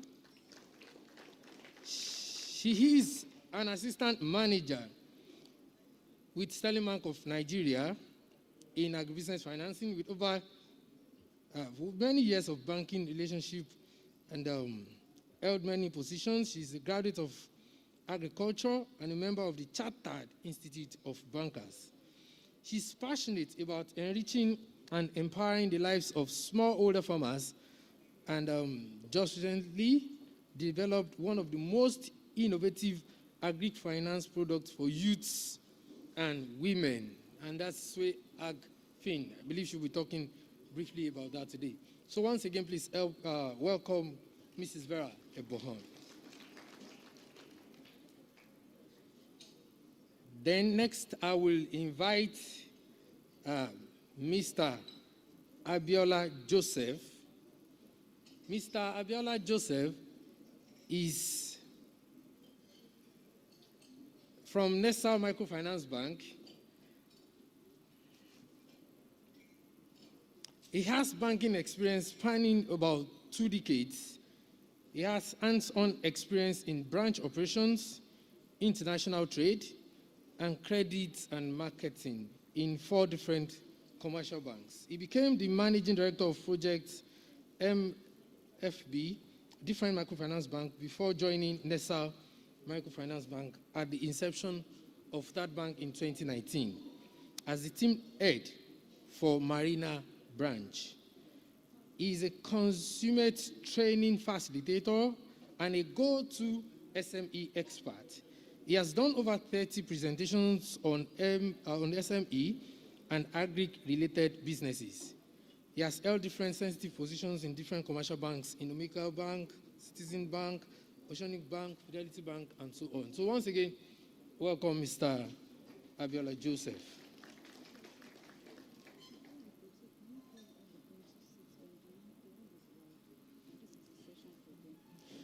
Yeah, thank you so much. The next, I'll be inviting Mrs. Mojisola, but please, let's all sit down and please calm down. This session is for you. And all your questions and all your agitations about loans, about financing agribusiness will be attended to. So please, let's have a seat and let's be in a relaxed mood. So I'll be inviting Mrs. Victoria Madedor. She's an agribusiness expert and a business development consultant. She's from Bank of Industry. Please, let's appreciate her as she comes forward. She holds a B.Agric, Bachelor's of Agric in Agricultural Economics from the University of Benin, Edo State, a Master's in Business Administration, and currently pursuing Master's in Marketing and Innovation at the Metropolitan School of Business in the UK. An experienced business development consultant with a focus on the agricultural sector, currently Group Head, Business Development and Bank of Industry and Trust Company, a subsidiary of the Bank of Industry Nigeria. She has volunteered as mentor for Google Accelerator Launch 2017, Lagos State Government Ready Set Work Program 2017, International Business Accelerator 2018. She has worked as a resource person for several organizations, including Lagos Business School, Lagos State Government, Edo State Government, My Farm Base Africa, Invest Africa Magazine, JMSF, Agribusiness on World Bank Project, and Global Alliance for Improved Nutrition. She sits as board of advisor to several agribusiness organizations and the initiator of Slum Inclusion Focus on Slum Development through Agribusiness and co-initiator of Support for African SMEs with focus on telling the African farmers' stories. So please, once again, let us welcome her. Let's jam our hands together. Then finally, I'll be inviting a father in the house, and that is the person of Chief Kola Akoshile. Please, let's jam our hands together as she comes forward. He's an investment banker, industrialist, and serial entrepreneur. He has over 35 years cognate experience in capital markets, project finance, microfinance, and financial advisory services. He is the immediate past president of Ekiti Chamber of Commerce and the Southwest Regional Chamber of Commerce, Odua Chambers of Commerce, Industry, Mines, and Agriculture, as well as national executive member of NASIMA. He is the co-chairman for MSME, SDG, and Agribusiness Trade Groups. He was the past immediate chairman of Manufacturers Association of Nigeria, Southwest, and the National Council member of Manufacturers Association of Nigeria.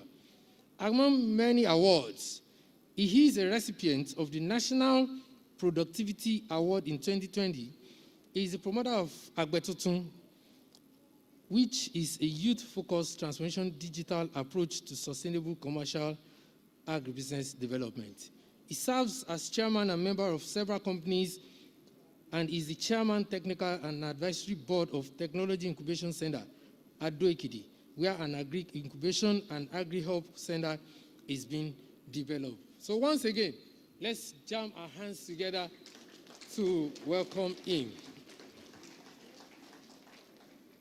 Yeah, thank you so much.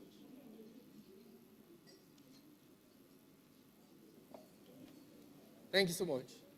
Well, I have some questions for you, and please, I'll give you max of 2 minutes each to address each question. And please, my colleagues out there, I encourage you to please write down your questions. This is a very important session to us, not only to the project, but also to other organizations that are involved. See, this is an important session because all your excuses, all your agitations, all your fears will be addressed here. Many times, it's even good that we have other stakeholders here so that you will know exactly what you need to succeed. So the first question will go to all of you, and I will read the message I received from one of the trained agripreneurs. Okay. I will read a message that I received from one of the trained agripreneurs. And she said, "My daddy and my mommy said I should not get a loan for now." You can imagine that. When we are expecting deliverables, SPA, number of businesses established. And you see, this is really the mindset of many trained youths. They're scared of taking loans, so many counsels, advices, even from people that never took loans. So please, I would like you to tell us about your loan packages in your different banks and how convenient it is to get loans for their agribusiness enterprises. So let me start from the next person to me. Thank you. Do you have your mic? Oh, thank you so much. So tell us about your loan packages and how convenient it is to get loans for agribusiness enterprises. 2 minutes maximum. Good afternoon, everyone. Please permit me to stand on existing protocol because I just have 2 minutes to deal with this topic. loan in EcoBank. You will all agree with me, and it's a known fact that EcoBank Nigeria Limited is a member of the EcoBank Transnational Incorporation.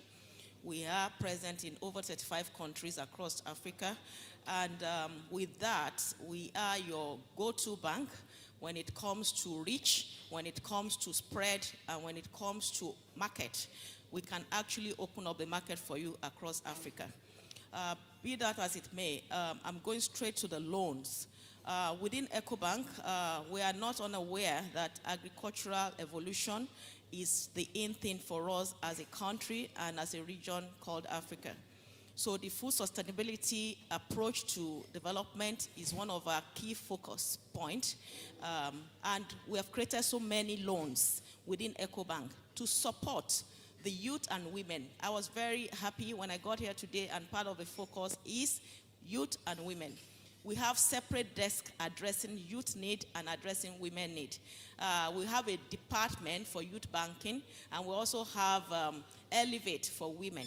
So in each of these units, we have created different structure of loans to support development, to support growth in business.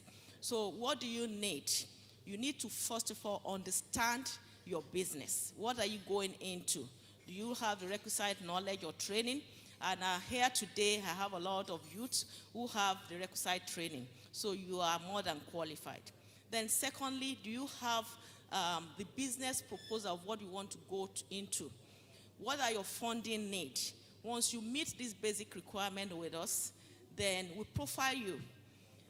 We look at what you are going into. Do we need to geo-cope you into a group, or do we need you to stand alone? Once we decide this, we determine the volume of loan you need. We have the small, the medium, and the large. And these are also broken down into various departments within the bank. We call us micro. We have the micro banking unit. We have the SME. We have the local corporate, and we have the large corporate within our banking system. So everyone fits into our bucket. So okay. Yeah, thank you so much. Thank you so much. Can you mention the idea of interest rates? Okay, yeah, for agric, what we do, we have, in 2020, EcoBank came up with 70 billion loan size to support agricultural That's the interest rate. Your time is gone interest already. rate is single digit for us, Okay. up till recently when the money market changed. So we what's are the doing interest above rate? single digit now. Single we're digit. doing, yeah, we're doing Okay, above. thank you. But we So, support your interest with interest drawback. drawback. Yes. I'll come back to that. Thank you. Madam Vera, so the loan packages that you have and the interest rates. Okay. 2 minutes. I stand on existing protocols. Good afternoon, everyone. So we have a loan customized for women and youths. It's at 9%. It's a 12 billion naira fund that we had to come up with during the COVID pandemic to ease, access to finance for the smallholder farmers, women and youths represented here. It's uncollateralized, so nobody will be asking you to bring a piece of land or a choice house in Banana Island. So you won't also be filling documentations that will take you years to complete, and you can access this product online through a link, www.sterling.ng.swayacfin.com. You can always meet me for the link. So we've made everything easy, digitized, and agile. Thank you. Okay, thank you. You're talking about Sway Agfin, that's available for both youths and women. Thank you. Please, Mr. Abiola Joseph, please talk about the loan packages that you have and the interest rates. Yeah, thank you. Thank you very much. Let me first and foremost establish that NISA Microfinance Bank was established to actually jumpstart and keep this economy running. That is our sole mandate. And in the next 2 years, that is exactly what we'll be doing. It has been a silent revolution that is catching up every day. In my own branch alone, in the last 2 years, I've been able to disburse over 3 billion under AGMIS loan. Under COVID-19 loan support, we've been able to do over 450 million in my branch alone. Nigerian Youth Investment Fund is ongoing. So, I need to lay that foundation to let us know that things are happening. As I speak with us, the AGMIS loan, which is a great small and medium scale investment scheme that we have, is a loan that is available to everyone that is into agri processing, people that are doing certain kind of value-adding business activities. You know, I can mention like, baking, people that are into bakery, people that are doing, agri processing and so on and so forth. The cost of fund, which is interest rate, is 9%. Actually, for those who are, who have collected the loan, as at March this year, the central bank mandated us to revert to 5% interest rate for those who collected between March this year and March next year. That is to ensure that people are not burdened as a result of inflation. So the highest amount, the single obligor limit that someone can collect under AGMIS loan is 10 million naira. And the tenor, maximum tenor is 7 years. You can get a minimum of 6-month moratorium when the loan is approved. And may I also say this, that NISA Microfinance Bank is not a government bank. The bank is owned by... It's owned by...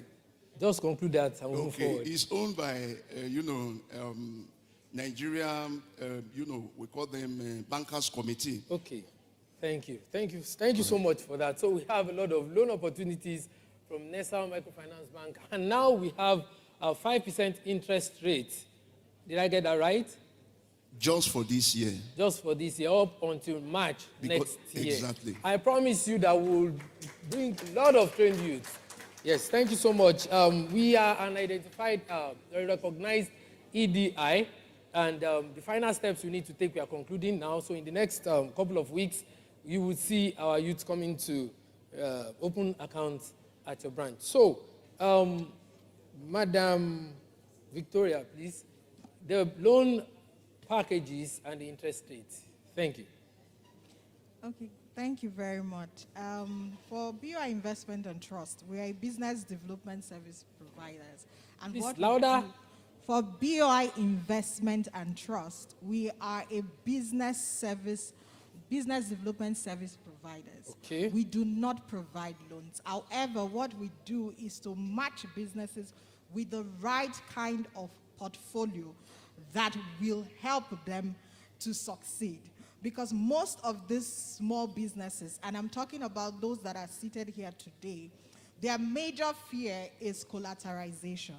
And what we do is to tell you where to meet the best funders that will give you long-term funding at a single-digit interest rate with the best moratorium.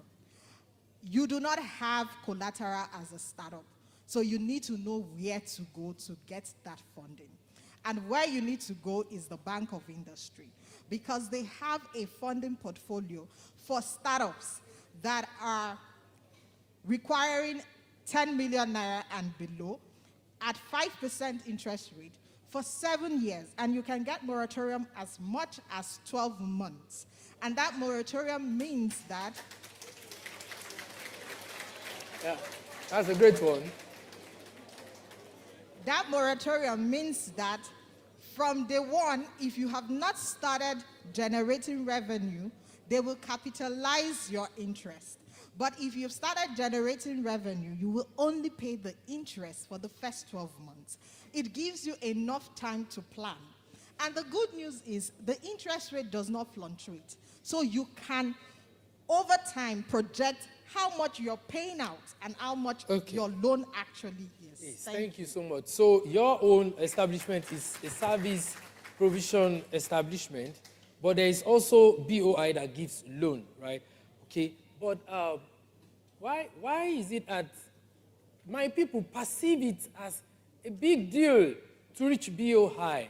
Is it really the case? So that's the reason why BOI Investment and Trust was set up. Interest and repayment. We're also looking at venture capital and also private equity funds. And then looking at the capital market, because nobody has tapped the capital market for agribusiness so far in Nigeria. And there's such a large of money, out there in terms of pension funds, over 8 trillion, naira. But again, if you look at the banks, they have some little constraints in terms of tenor, and mismatch. So we are the Chambers of Commerce. We're looking at how we could have collective investment trust, something like a unit trust for agriculture, so that we can be able to service the teeming youth to have access to financing. Thank you so much, sir. So if I get you right, you're actually looking at other windows of financing agribusiness, especially with the youth. Are there people that have benefited from this in the past? These are new innovations that are coming up, especially post-COVID, because that created a lot of dislocation in the system, and we had to go, go back to the drawing board to look at what can we do to enable, people access this funding. So we are pushing these products out into the market very, very soon. Okay. Yeah. I am telling you assuringly that we're going to work with you. We have a lot of youths. Well, Dr. Ken said Nigeria will still match up. We believe that, but we need this generation to really get there. Sincerely, for us to be here till now means that the youths in the past have been sleeping. So I'm speaking on behalf of fellow youths and on behalf of several youth programs that we have at IITA that will work with your organization so that our people can have soft landing in business and to be successful in business. Yes, I would like to ask about the ease of getting the loan. And this goes directly to the bankers. Because our trained agripreneurs, most of them are startups. Sincerely, they are startups. So I know that banks find it very convenient to give loans to existing agribusiness, business enterprises generally, that I'm aware of. Then I know that banks are always concerned about, it's not about giving out the loans, how does it come back, blah, blah, blah, blah, blah. So now my question is, my people are startups, most of them. We have existing business amongst them. But now you have loans for youth, for women, promising us that you are there to support us, to provide the financing, good interest rate fine. But how convenient is it going to be? Because they are startups. Hope it's not going to take forever, begin to tell us you have to run it for 3 months, run it for 12 months. So please, I would like you to speak about that. How confident is it going to be? So for all the bankers here, thank you. Make it 60 seconds. Thank you. Thank you once again. I believe you can all hear me. The microphone, put it on, please. Okay. If there is going to be agric revolution, then the issue of startup will not come up because we want as many people to come in to become agripreneurs. So we'll continue to have startup. And when there is no financial support, financing support, then we go nowhere. So for us, startup is not an issue. The major thing there is, do you understand what you are going into? Have you had the requisite training? Once you meet that prerequisite and you are able to come up with your business plan that is, achievable and we're able to finance it, we can go through your cash flow projection and see that this is what the while. We will support you. We'll support you, and there is no cumbersome way. In our own system, we have the tick approach to funding for smallholder farmers and SMEs, and also micropreneurs in agriculture. So it is a tick thing for us. Once you come in and you meet that basic requirement, we ascertain your funding need, then it's a go for us. Okay, thank you so much. Madam Vera? Okay, thank you. I think you have your mic so that you will be exchanging mics. Just to reaffirm, for Sterling, for us in Sterling, feeding the nation is everybody's responsibility. And that is why we are committed to the agricultural sector. And we have 5 sectors that we have prioritized, and we call it the heart of Sterling. So our heart literally beats for these sectors. And we have dedicated funds and human resources to ensure that these sectors get the right attention. And just at the center of it is agriculture. So it is health, education, agriculture, renewable energy, and transport. And you can see at the middle of it, Agric is powering all sectors. And that is why the bank has dedicated 10% of its loan portfolio to financing the sector. And before now, we've been, financing only brownfields, that's existing businesses. But now, like I said, we have developed top-notch products for startups, because as we know that the population of farmers are getting old, the current population. So we need the youths, and these people need funding, and they are startups, right? So we have dedicated funding for them. It is very easy. We have 3 major strategies as a bank, which is digitization, agility, and specialization. Okay. And that is why I am from the Agric desk representing, the bank. Application and so to digitize our products, we have a link, like I mentioned before, that you can just go up to the link, put your name, your BVN, right, and the loan application, the requirements that will be stated there. A simple business. Yeah, thank you. So next out, Microfinance Bank. Hope it's not going to take forever.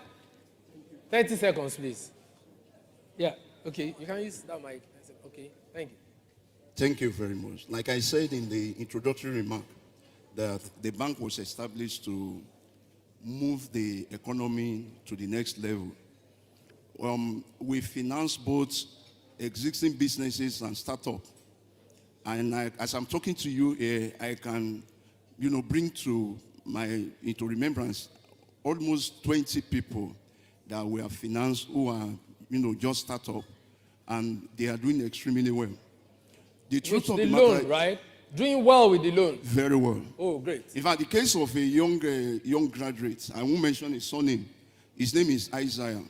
When he came in, when I was interviewing him for the loan, please, one house, please. This is for you, and it's sharing practical experience. We don't need to run away from loans again.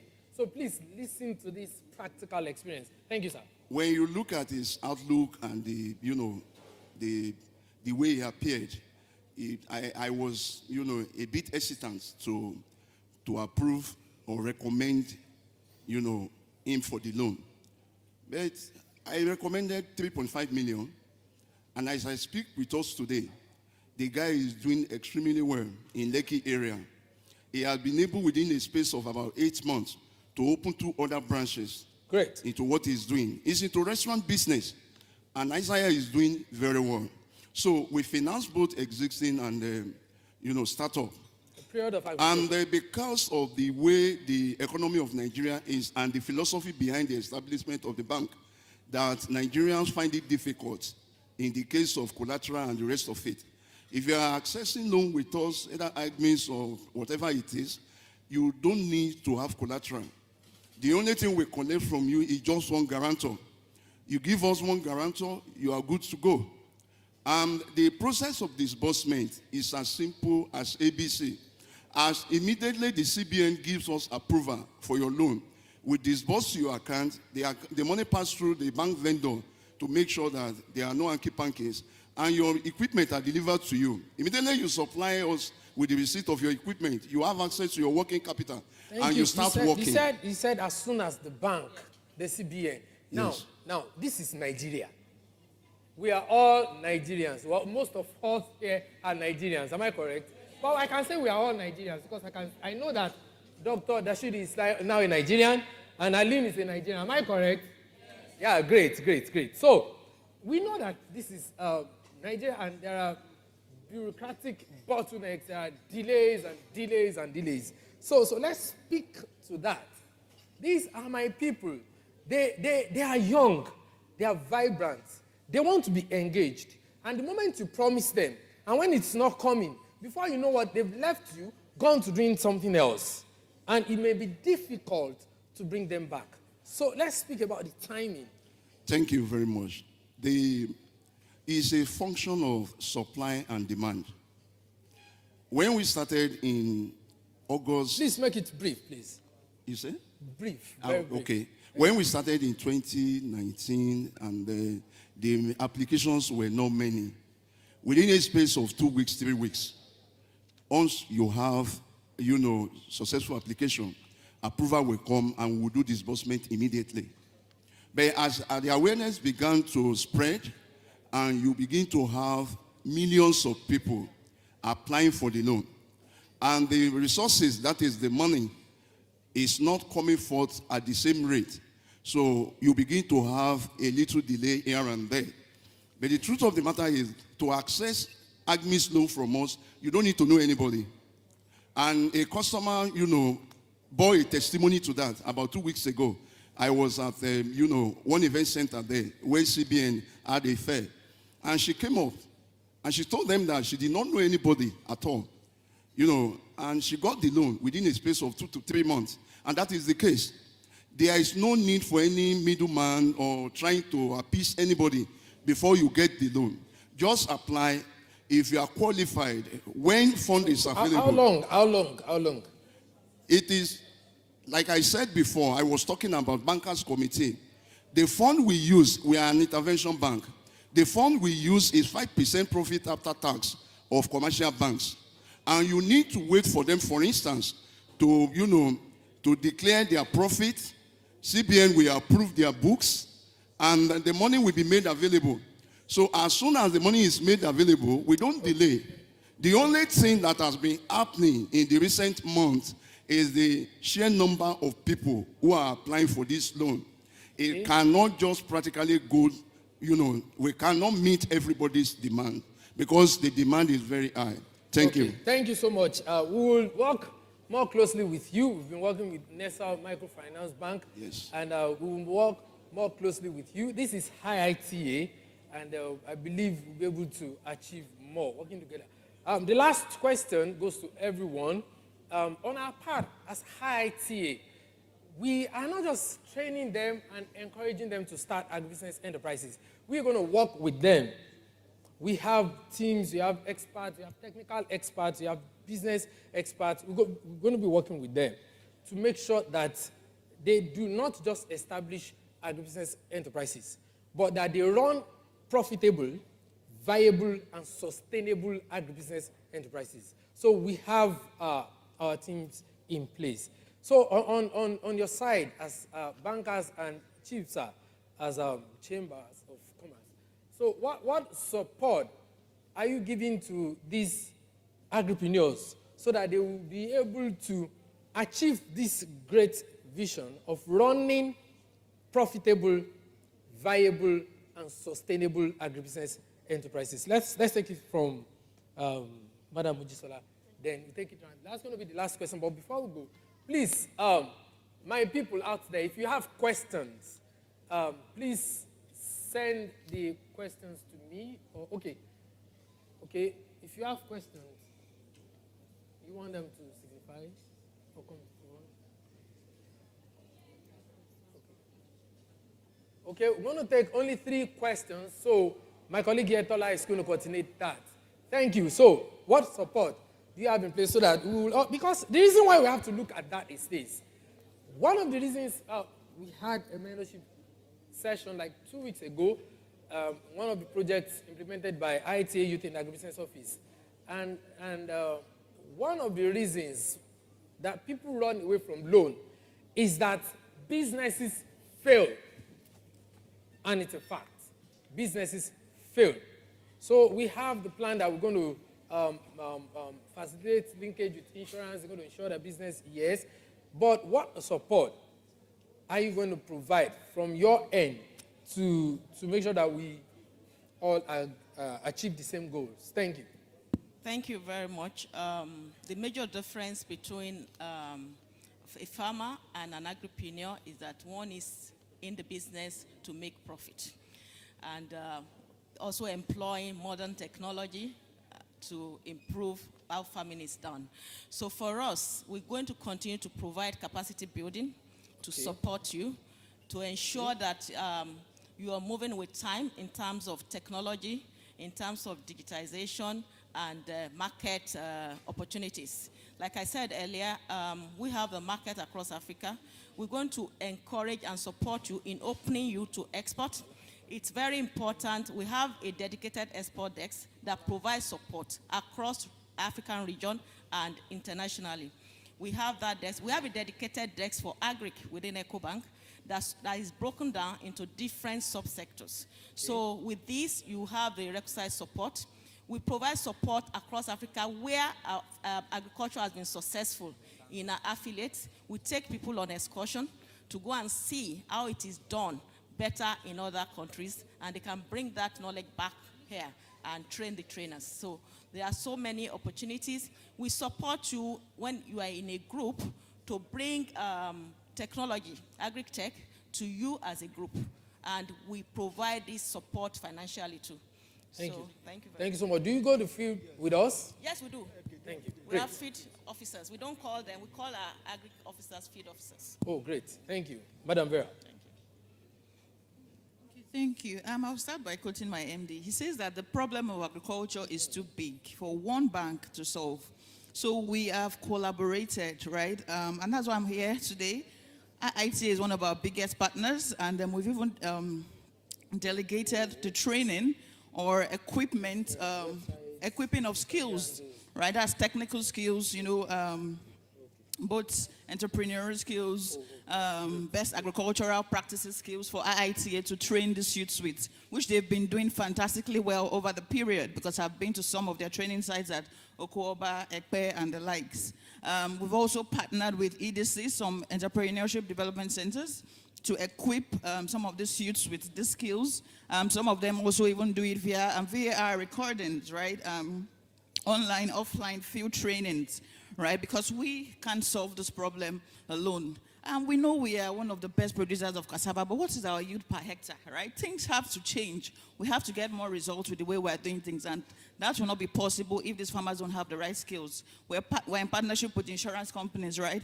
Everybody shouts, agric is risky, agric is risky. So what have we done to transfer some of those risks? So we're in partnership with some of the best agric insurance companies, right, that are able to take on these risks and also adequately compensate the business or the farmers in case they suffer losses.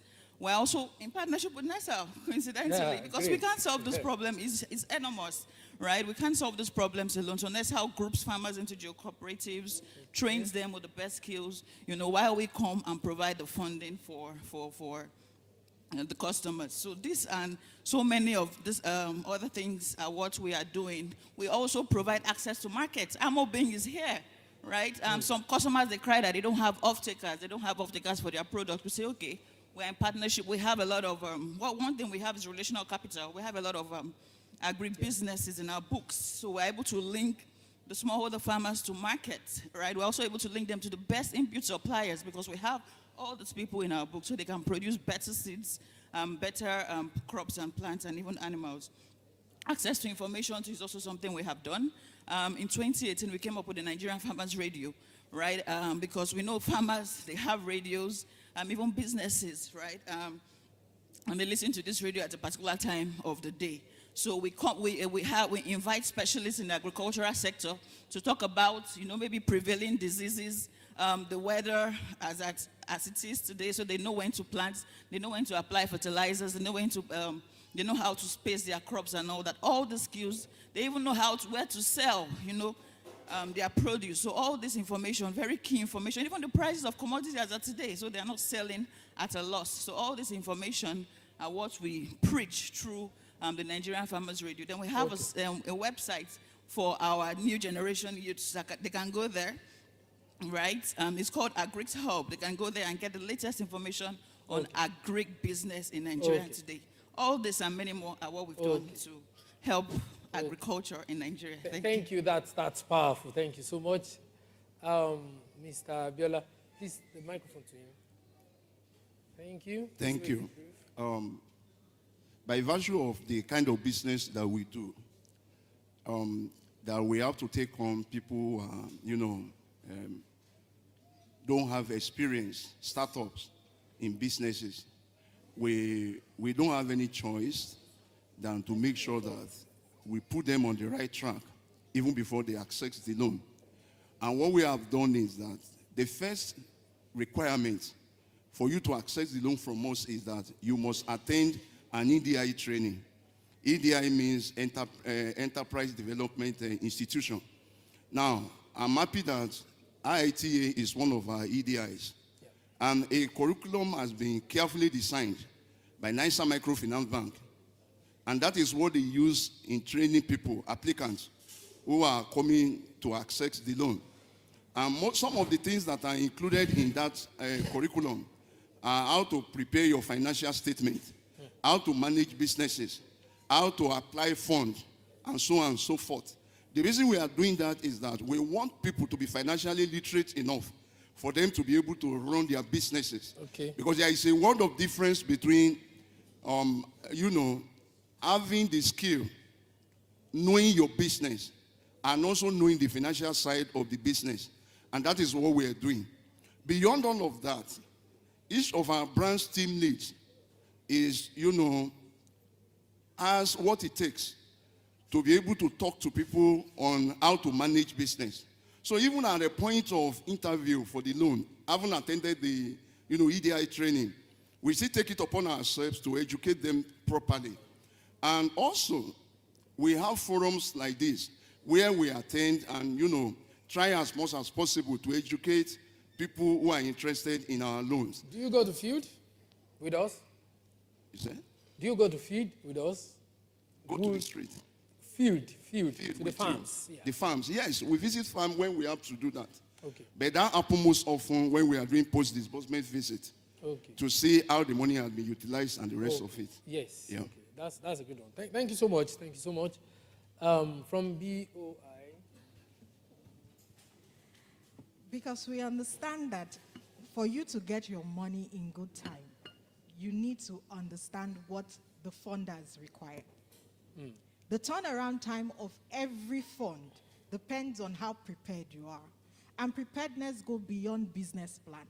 So that is why we at BI Investment and Trust, we support small businesses, micro, small, and medium businesses with what we call operational integrity. We connect all the dots together. So by the time you are telling your story, you're telling the story in the right way that will attract the right kind of funders. Why do we intentionally do that?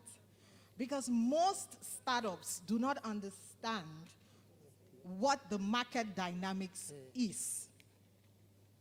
I'll give a clear example with what I'm trying to say. Poultry farmers in Ogun State had gluts in 2018, and they were burying most of their eggs. And some of them believe that more money will help them. However, what we did for our customers is to aggregate them and take them to a bigger customer, Animal Care, to offtake their eggs from them because they have a bigger market.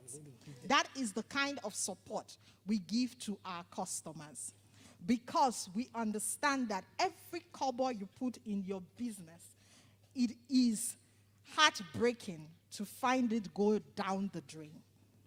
We would like to partner with IITA in this particular kind of training so that right from your training center, we're able to put them in a bankable position beyond the business plan so that the implementation is smooth. Okay. That is the kind of support we give. Thank you so much. Thank you. Thank you so much. And Chief, sir.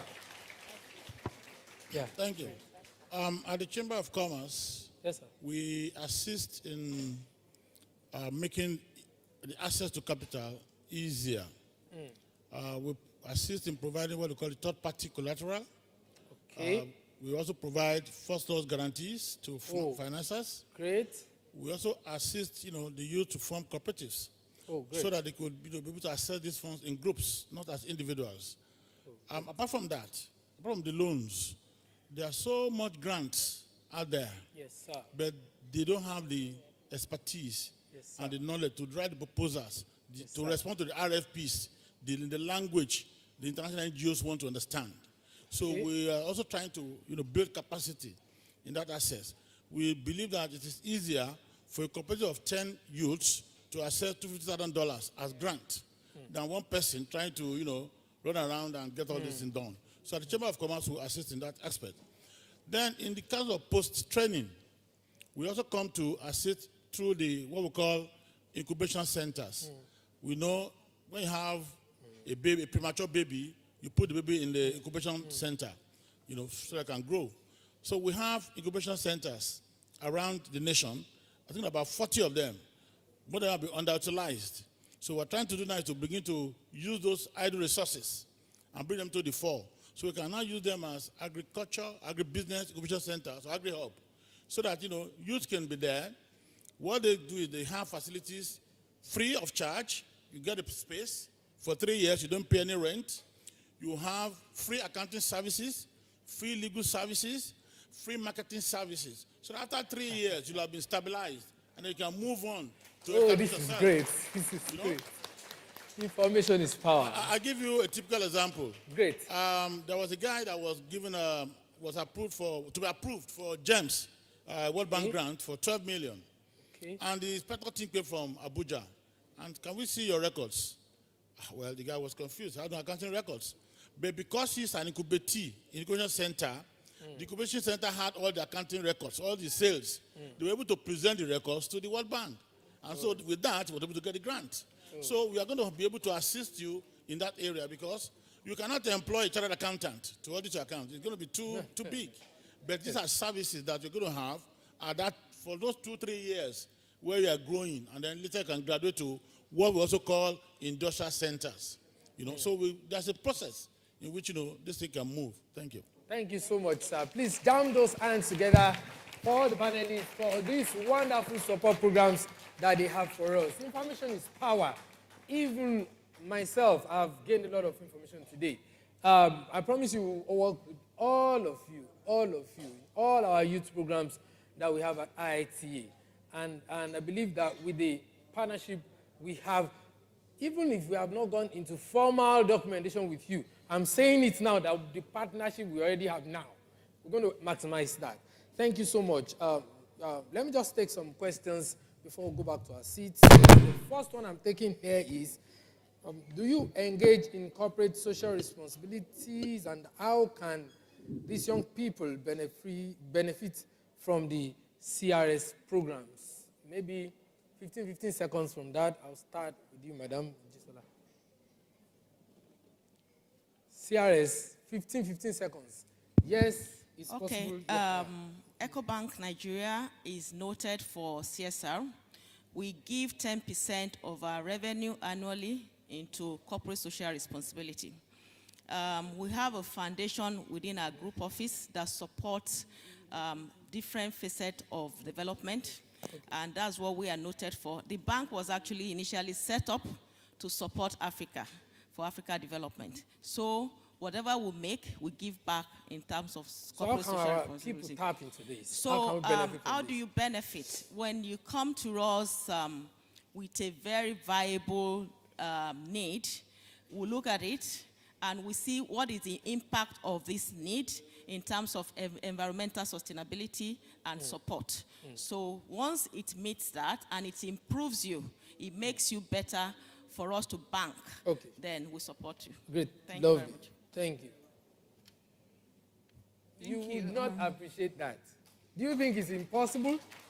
It starts with an idea. It starts with the people that have energy to push through. Thank you, madam. Thank you. We have supports via our corporate social responsibilities, responsibilities spanning from, health, education, agriculture, renewable energy, and transport. So we have. So how do we benefit? Yes, the youth can pitch their business plans. In fact, I think we had one before COVID, and I think the best business won about 20 million naira. Right? Oh, great. Yeah, it was a poultry business mixed with technology. Perfect. That's a and great integrated one. farming. So we even have people that have benefited before. Yes, we have people please that have benefited appreciate before. Jam those hands together for us. Great. Thank you. Thank you. Thank you. Ms. Abiola, please. We are carrying out a lot of CSR, but they are not as direct as Nigerians we want it to be. For instance, if you are writing a business plan with an expert, they will collect no less than 50 to 100,000 from you. If you are buying from our portal when you are applying for the loan, it's just 5,000 naira. Just 5,000. You don't need to know how to write business plan. Just know exactly the things you want to do. It's already there. Secondly, the intervention loan we are giving out on its own is a form of CSR. It's an intervention loan, it's a subsidized loan. It is difficult with this economy, for instance, to have a loan that you will have 9%, And in some cases, you give customers up to 1 year moratorium. So all of this we are doing. Apart from that, we do organize, on regular basis, sensitization, talk with, stakeholders, people who need, updated knowledge on how to run businesses and all of that. Okay. Thank you. Thank you, sir. Yes, ma'am, Madam Victoria. So for BUA Investment and Trust, what we do is we help to position startup businesses and businesses that are owned by youths below 35 years of age to put them in bankable position, and that is done for free of charge. And what we also do is we ensure that we take them through the process of raising the funds, and the payment for fundraising is done by the Bank of Industry on behalf of those businesses. Oh. So they do not have any financial outlay in processing their facility with the Bank of Industry. Okay. And what the Bank of Industry does also, they have incubation programs and they have trainings as a way of giving back. And it's going to be for free? Yes, Oh, great. they're all for free. And they give grants that are 0 interest rate post the incubation program. Great, great. Please jam those hands together. Thank you. Chief, sir.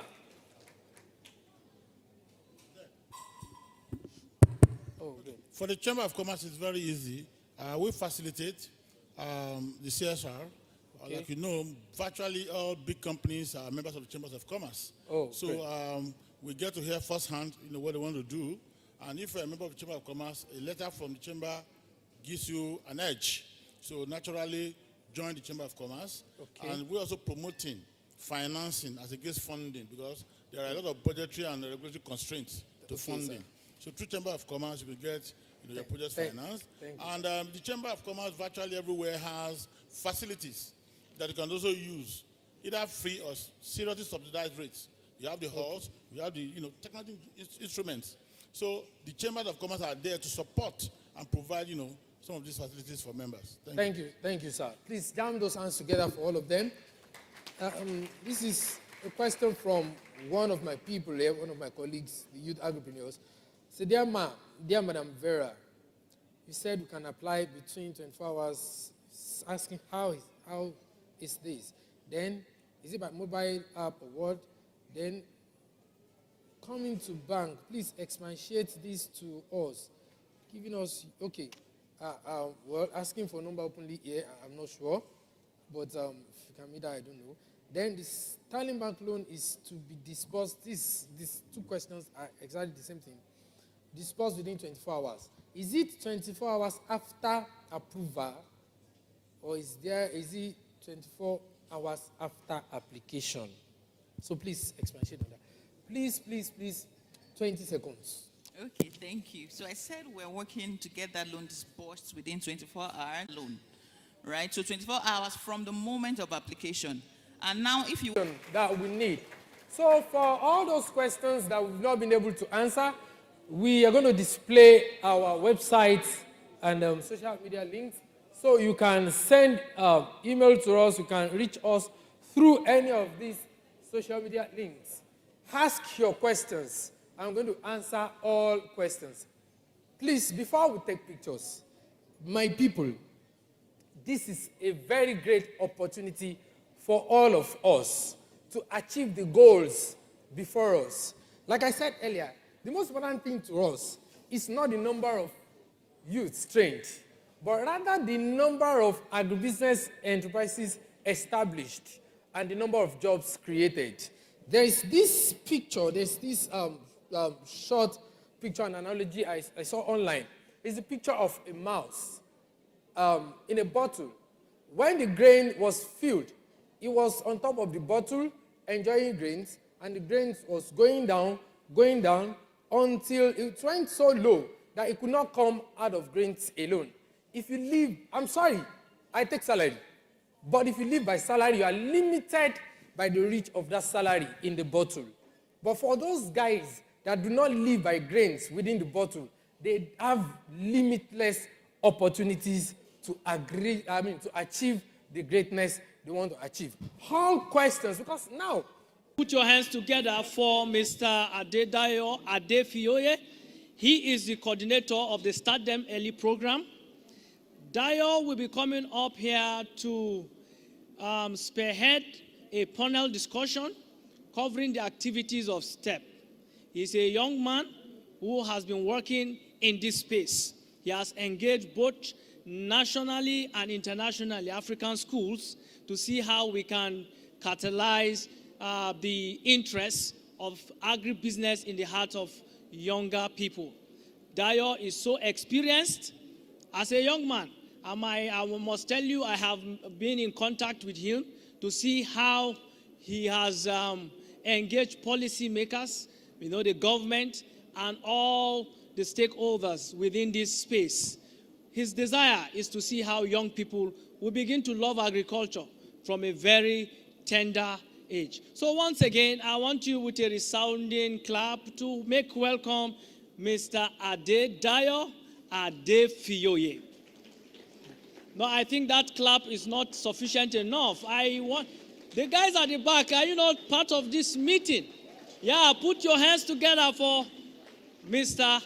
Adedayo Adefioye. He's one of the youngest people you will see here today. Dayo, you're welcome. So let me clear here for you. Let me clear everything so that you do step test. Don't worry.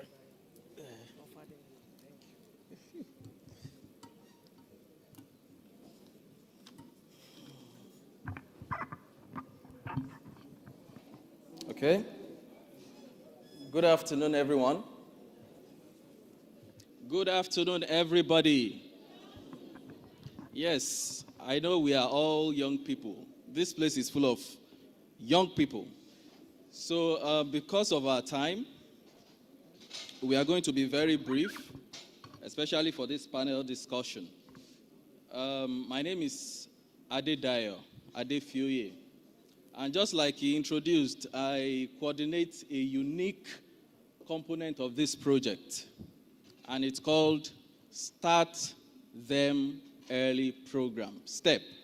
Can we all echo it? Start Them Early Program, STEP. Can we all echo it? Start Them Early Program, STEP. So just before I bring on the panelists, I'm going to take you through a brief description of what it means. So it's just a component promoting agribusiness education. We all pass through, or most of us, if not all, must have passed through secondary school education. Isn't it? Isn't it? Yes.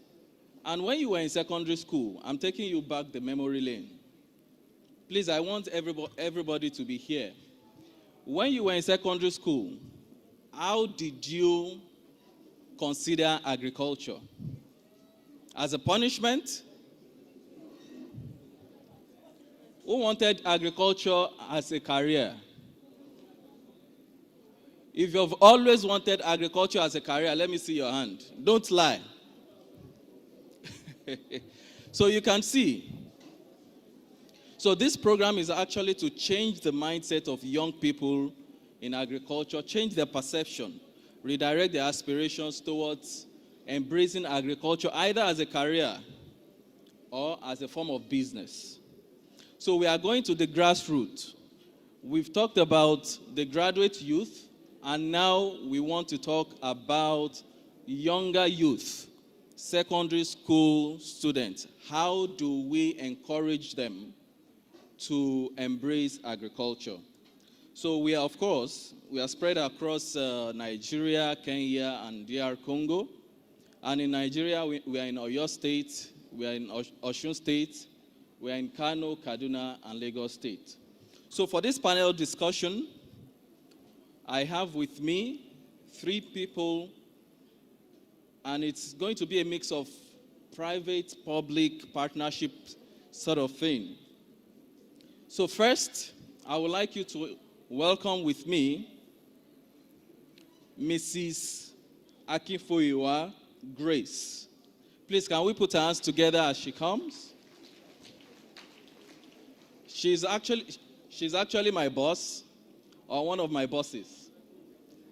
I work for IITA, but she has become one of my bosses. She's currently the Director, Science and Technology of Lagos State Ministry of Education. She is a graduate of Obafemi Awolowo University. She has a master's in research and public policy, and she's a fellow. She's a fellow of the Institute of Policy Management, Development, and a member of Chartered Institute of Administration. Please put your hands together for her as she takes her seat. So second, for this component, we're just like in the middle of two ministries, Ministry of Education and Ministry of Agriculture. So, and that is why I'm going to bring on someone from the Ministry of Agriculture in person of Mr. Omerin Adeyinka. Please put your hands together as he comes up. So he is actually the former general manager of Lagos State Agric Input Supply Authority, and he's also the former general manager of Lagos State Agric Land Holding Authority, and is presently the director, Agric Training Institute. You're welcome very much, sir. Yes. When we're talking about youth in agriculture, we can't hold a discussion like this without bringing on board someone who is vibrant, who is also a young person, maybe like me. Because Zach said I'm still young, so perhaps I'm still a young person. So I'm going to bring on board someone who is going to represent the private sector. He's into agriculture as a business, and he's going to lead us, show us how he has been doing agriculture, how he has been doing business using agriculture. Mr. Joshua Akinjo, he is actually the MD of Josh Farms and Senior Partner. And the name of his company is The York Farms Limited. Please put your hands together as we welcome a young person like you and like me on board. So without wasting too much time, we're going to go into this panel discussion, and it's going to focus on, and I want everyone to please be attentive. I saw the energy when we were talking about loans. Everybody needs money, isn't it? Yes, I also need loan. I work for IT, but I need loan. Dr. Dashio, please, I also need loan to complement the work I do. So we are actually going to be talking about what is the impact of a school agric program, especially on young people, especially on food production. Does it have any impact? And that is going to actually, that will be the focus of this panel discussion. So just like I said when I started, it's an agribusiness step, it's an agribusiness education initiative. So we can't talk about graduate youth without talking about youth who are still in secondary school education. And that is why we are going into this panel discussion.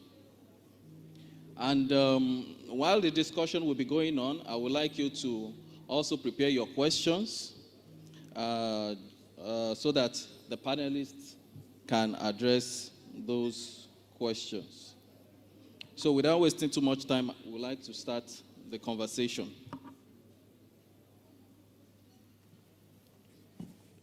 Hello? Okay. So you're welcome once again. I'm actually happy to be part of this, to moderate this session. So the first question I would like to ask is going to be directed to the Ministry of Education. Because I remember before we have anything to do with schools, secondary schools, you must seek their consent and seek their permission before before you can engage them, even though you have very interesting program for the young people. So the first question is, as much as you know how we have fared in the first year of the project implementation, what impact do you think a school agri program like STEP, what impact does it have on your students and on the school system? So we have just 2 minutes for each question. Thank you. Good afternoon, distinguished ladies and gentlemen. Permit me to recognize existing protocol. And I want to go straight to the question. Actually, when IITA came, we were wondering, what could they have? What are they bringing aboard? What is the additional value are they bringing for these students, or they're going to add to these students? We didn't see this until they started. And like he said, we have to follow all protocols because we are dealing with other people's children. Definitely, certain things will have to be put in place before we allow you to have access to them. I'm sure along the way they might find it cumbersome. Along the way when they started the STEP program, we started seeing the kind of excitement among students when they started bringing in the training, the equipments. These students might have seen these things in textbooks, but now they are seeing them in real life, seeing how they could make the agri work efficient. And in addition, it's not just the input into this agri subject, as we call it at our level, but they were introduced into another aspect of the agri, that is the agri-business. And that aspect really captured their, curiosity. Though some of them are in the urban, there we have some in the rural. And they were able to see how, if they actually go into this, how could they make money from it? How could they help their parents who are also into this kind of vocation? And so far, so good. At this stage, all we could ask is for more, because they came with something that was not enough for us. Even from the beginning, I told them, we have 6 education districts across Lagos State, and for our students, we always like things to go around everybody and give them equal opportunity. Now, aside that, the Lagos State government is working on the THEMES agenda, and the THEMES agenda, in the aspect of education, we are trying to see how we could drive education with technology. Okay, before we go into that, thank you very much. Let me quickly ask a follow-up question, briefly. What can you actually, you are closer to the secondary schools, even more than we are. What can you actually practically see among the students, even among the teachers, because we engage the teachers in some very incredible approaches that we present to them. What can you practically, what have you seen among the young people, even among the teachers? Like I said initially, I could see the excitement. They wanted to know more. They couldn't believe their ears that those kind of things exist in the agri sector, where they could tap into and to make a better livelihood or to start their own livelihood. Thank you. Yeah, thank you very much. So let me go to Mr. Omerin. You are from the Ministry of Agric. I would like you to give us an insight into, I'm sure you are very familiar with graduate youth. And it's easy to say that, yes, we can engage them, empower them, and of course, it will have effect on food production or food security. But let's go to these young people. Do you think they have something to offer in terms of food production or food productivity or, diffusion of innovations or even food security of the nation? Do you think they have something to offer? Okay, thank you very much. Considering their level of exposure or even their age. Okay, good afternoon, everybody. I think from what you have said, one of the things that we do in the School Agri program, you see, what you see most of the time affects you. We try to change the mindset of these students. When you see a normal African farmer, they are never an interesting person because they don't look too good. They ride bicycle and on like that. So nobody wants to be like that. So what we try to do in this program is to change their mindset that those who are in agric can do better than doctors. Those who are in agric can do better than engineers, provided they take it as a business. It's not an hobby now, but you are going into it because you want to make money from it. So if you take it from that angle, you will discover that the excitement will come. Okay? And one of the things also that we also do is, you see, because you make agric, you mentioned something the other time, that people see agric as punishment. Labor prefect in secondary school, they are very tough people. Once you go against the school rules and regulations, the next thing is that you go to farm, and so they see it as punishment. Okay? But we are looking at a situation where that also, we have to change it. That this is something that you do. This is something that you develop passion for. Okay? So once we're able to take them through all those ones. And then another thing again is that when we talk of agric all the time, it is not tilling the land. You understand? You can do agric along the value chains. You can be in production. You can be in processing, you can be in packaging, you can be in input. So when you introduce agri to them as they have alternatives along the value chains, it becomes more interesting to them. If I love production, some people love seeing things growing, Some people don't like it. Some people want to turn it, transform that thing to money immediately. So you have different kinds of people, and you must be able to attend to their needs and aspirations. Thank you very much, sir. Let me take it from another. Yes, please put your hands together if you want to. Yeah, let me take you through another route, and I'm going to paint a scenario. This is a community. We have about 5 secondary schools in this community.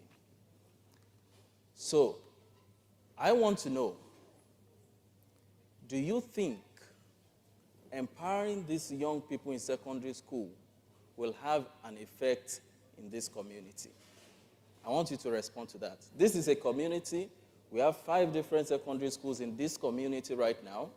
What kind of effect do you think a program from Agric relating with education will have in this community? Thank you very much. When you talk of impact, what they will do at the secondary school level may not actually be that big enough to make serious impact, in the life of, I'm talking of the generality. But what you can do is, they said, let your light so shine that people may see your good work and give glory to your Father in what? In heaven. So whatever you are doing in your small district, let people see it. Okay? And that is why we promote this school quiz, exhibition, and on like that. So that even not only people within the school area, even those who are within the community can see what these children are coming up with. You started with 20 chicken, you understand? And you are, now you have 100. So if you are able to tell the story along that line, people begin to see the improvement we are making, and that if you are given more opportunities, you can make more impact in the distance. And don't also forget that we're talking of Lagos State schools. If you see their location, you will see that they cannot support agric.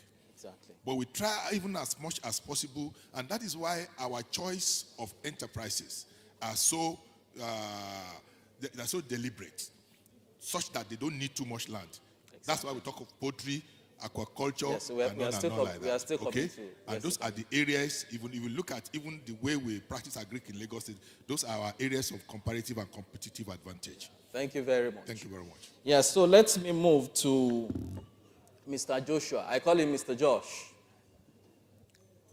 Yes, I'm going to look at it from the angle of your own interest in agric. I just realized that he studied accounting and is it business accounting? And now he's a big man in agriculture. And I think it's, I'm very happy that you are even in this panel because of these young people in this program.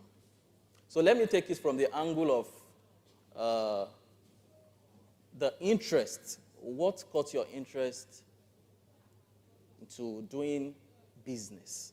And not just any other industry. You find agriculture as the worthy industry for you to establish your own business. And you know, the reason why I'm asking this question is we have some students in our midst. Please, can you stand for recognition? Secondary school students. Those are my guys.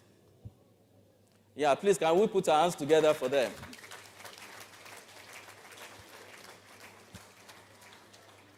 So this question is actually, yes, it's for us, but more for this younger generation, because we are trying to build them from onset and make them agribusiness leaders. So what directed you to doing business in agriculture? Thank you very much, Mr. Daya. Once again, I'm Joshua, and everybody today had spoken about the institute, the economy, people that are giving us financial advice, and the bankers had also spoken. I'm the first person to talk as a farmer, so I really like to call myself a farmer because that is what I am. Okay, let's put behind the new dressing to look, tuish, and all that. I'm also very young, and what pushed me or led me to doing what I do is actually what everybody here needs to gain from. It is a secret to being successful. It is my own personal determination to exceed the salary job circle. So I don't want to stay under a particular salary. So when I got out of school, I read accounting. I went back to school, I said I'm not done. I read marketing because I've always liked to market. But afterwards, I still did not get what I want. Something happened. I got a job, as a matter of fact, with a bank. And I also started agriculture at the back of my house. I started keeping birds. And then one day, I was coming back from church with my son. And he said, "Daddy, I want a rabbit." I wondered, well, rabbits? Out of all the birds we have, rabbits? And that was what he wanted. So I got a malam, and I bought two, a male and a female. And that was how the story changed. It got to a point, the compliance unit of my organization flagged my account. And they called me to a panel. "Guy, you are living above your salary. How did you get to this? Look at money flowing into your account. The bankers among us can testify to it." And I told the head of the panel that, yeah, it all started this way. Don't mind me. It's going to be a story. And I told them the story of my life. My son made me buy a rabbit. I bought a male and a female, kept them together. Within 30 days, they mate. I got a 6. Within few days afterward, they mated. I got to know their cycle is 30 days. And every 30 days, I harvested rabbits. Until within a year, I have 369 rabbits. I know you're going to say, wow. So I said, I can't keep that lot. So I started selling them. They are pets. And you can go through my account, you see something like payment for rabbit, payment for rabbit, payment for rabbit. And the man said, wow, what's this rabbit thing? Why am I not doing it? And that was how everybody in that panel too started inquiring about that. So let's leave the story because it's going to take much time. In fact, you have taken the time. Yes. But you can continue. State, Kaduna State, and Lagos State. In Lagos, we've engaged about 458 students, and she is one of the students that we have engaged. It's like hearing from the horse's mouth. What can you say? Just tell us your name, the name of your school, your class, and I just want you to, tell us, discuss with me what the program, you are aware of the program, you know the program, sir. what it has done to you, and what it has even done to your school and your colleagues. Standing on Please, I would like you to protocol. listen very carefully. Good afternoon, everyone. Good afternoon, everyone. Yes, please, let's support her. My name is Okpadotun Luatamilere. I am from Wetland Senior Grammar School. I am in SS2 Science Department. I am the secretary of STEP Club for my school. I want to say a big thank you to IITA for providing us with STEP Club, for bringing up the idea. I want to say it has done a very big thing in my life and in our school.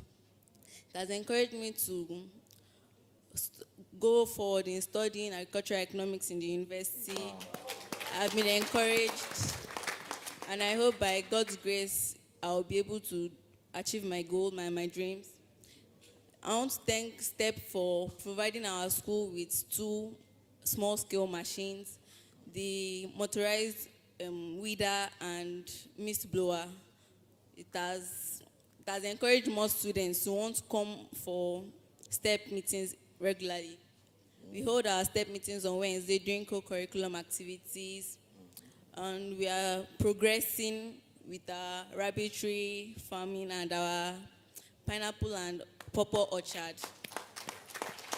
Just want to say a big thank you to IITA members, STEP members. God bless you all. Thank you. Amen. Yeah, this is a lessons learned. Why discuss issues surrounding young people when a young person is not in the discussion? So this is a very, very big lessons learned, not just to STEP, but I believe to many more youth programs across the continent, across Nigeria. So I would like you to put your hands together again once more for this young. So on a final note, I would like to know, and it will cut across everyone, what do you think we can do? And I say we because I'm looking at it from the angle of public-private partnerships. What do you think we can do to promote or to advance this kind of intervention in secondary schools? Please, let me start with you, Mrs. Akinfoyewa. Thank you. Thank you. My first statement was that these students and the teachers were excited when they saw what STEP was doing with them in terms of training, in terms of input. And we have confirmed it from the students' representative, from the teachers' representative, and the total sum is it has given them a total change of mindset about agri. Please give a round of applause for IITA. Thank you very much.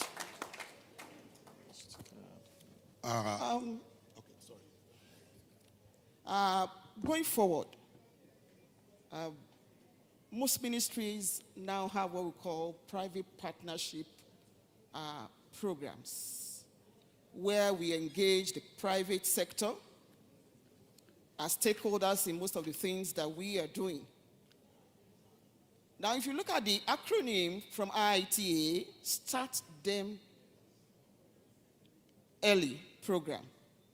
When you want to start somebody, you will bring the equipment to start. Not just identifying what that person can do, but when you bring in what he or she can use to start that program, and the benefits or the effects are being seen, then that person can now go forward or take an extra mile without your input this time around to see how far he or she can go. So like I said, this is another plus on the side of IITA, and Lagos State government will really appreciate you. Thank you. And it is in this aspect that I will want to implore the private partners that can collaborate with the Ministry of Education on this STEP program. It will be a very good avenue for you to promote the young ones. Definitely all of us are growing. What we can do before, when we get to a certain stage, we can't do, both physically and mentally. And as we are looking at the future, we all pray for long life. We expect those that are coming behind to take over what we are doing and even do more. Definitely, starting them young or catching them young that the school agri program is doing is the right starting point. And like I said, with the help of the private sector, we can go a long way. Thank you. Thank you very much. So 1 minute, just 1 minute. Okay, thank you. I'll just mention two things that we can do. Number one is they must see beyond their horizon. And what can be done in that is to organize tours for them to see beyond what is happening in their school compound. When they go to farms, they go to places, agricultural enterprises that are modern with technology. That will, kind of agitate their mind to do something great that they can do beyond what they are doing within their school compound. Thank you very much. The second one is, like I said the other time, expose them to people who have made it as farmers. Yeah, role models. Role models, you understand? When we are talking of mentoring, you understand? Role modeling. So when they come to their school and they talk to them, they will ask you a question. Is this man a farmer? That one is different from the farmer they have been seeing before. You understand? So that alone can even agitate their mind. I say, okay, if this man is a farmer and is looking so good like this, then I want to be a farmer. Okay? Thank so you very if we're able to do those two things, I think we will. Thank you very much. Thank you very much. Mr. Josh, in just 1 minute. Okay. I want to leverage on what Ma'am said and what Mr. Omeran said. That's actually the key, what Mr. Omeran said just now, that the children need to see the young farmers. They need to know that farmers are not just people that are in the bushes. Thank God for what happened during the lockdown. A lot of schools could not take their students to the tours they normally go in Olumorok and all those far places because of COVID-19. So we took the opportunity. We wrote some schools. Bring your children, let them have, the puppies can come to our farm, very close to you in your neighborhood. Let them have a feel of what it is to own a farm. Let them see the animals. And they did. And I can tell you that made a lot of them know that farming has gone beyond just using the bushes and going to far places. and then a lot of them picked interest in it. Some schools decide to have it in their compound, they have rabbitry, and those students decide to say, oh, I wish to have one at home. It is a general knowledge that when you have a careless child, I learned this from my great-grandfather, if you want him to change for good, get him a rabbit. Let him feed the rabbit in the morning and in the evening. Give him 30 days, which is the actual cycle of a rabbit's reproduction. The child will change from being careless to being very, very caring. He will wake up in the morning, go check mom and dad if they are fine. These are the things we need to encourage. These are the things we need to look for to get them while they are very young. And then to activate that nature of farming in them. It is in all African child. It is our heritage. We started it long ago. We grew so fast in it. How come we have deserted it? This is the only way to make it come back. Thank you. Thank you very much. I will quickly twist the question from the teacher's point of view, from the system, the school system point of view. What do you think we need to see more from the project or from the angle of the intervention we are bringing to the school? Thank you very much. As my boss has highly said there, seeing is believing. And the practical is very, very important. And we should try to improve on organizing our cultural programs, which can encourage the students. And the body, the ITA, should try as much as possible to have a step-down training, even for the student. As we have trained the teachers, the students also, they should be trained and they should be exposed. As has been said, when you bring in somebody that is in agriculture and is doing very fine, is trying to share experience with them, it will encourage them a lot. Then there should be evaluation of the program. In order to ensure sustainability of the program, there should be evaluation, so that areas where there are problems can quickly be corrected, because there will be challenges while the program is going on. So I want to suggest there should be evaluation time to time in order to improve on what we have on ground. Thank you. Thank you very much. And may I ask you, just very briefly, simple, what do you want to see in your school as far as agriculture is concerned, and what you don't want to see as far as agriculture is concerned? What I want to see in my school is more upcoming farmers in Nigeria. Me, I want to become a farmer. Wow. It's my dream to become a farmer. I know if there's enough support and encouragement from IITA, there will be more upcoming farmers in secondary schools. And I don't want to see lacking behind from the students. Like when they see that things are not moving forward, they'll feel that this STEP club is just a waste of time. So I just want more encouragement and support from IITA. Wow. And I'm sure you will get the support you need, and even your colleagues. So we have questions coming from the audience. And this first question, I will direct it to, like I said, my boss here, Mrs. Akinfuewa. So here, in the education sectors, what are the orientation for promoting children in the agricultural business for advert modeling? And the person cited examples. We have Cowbell Company bringing in Davido whiskey to embrace agriculture. You have Cowbell embracing, coming up with Cowbell mathematics competition.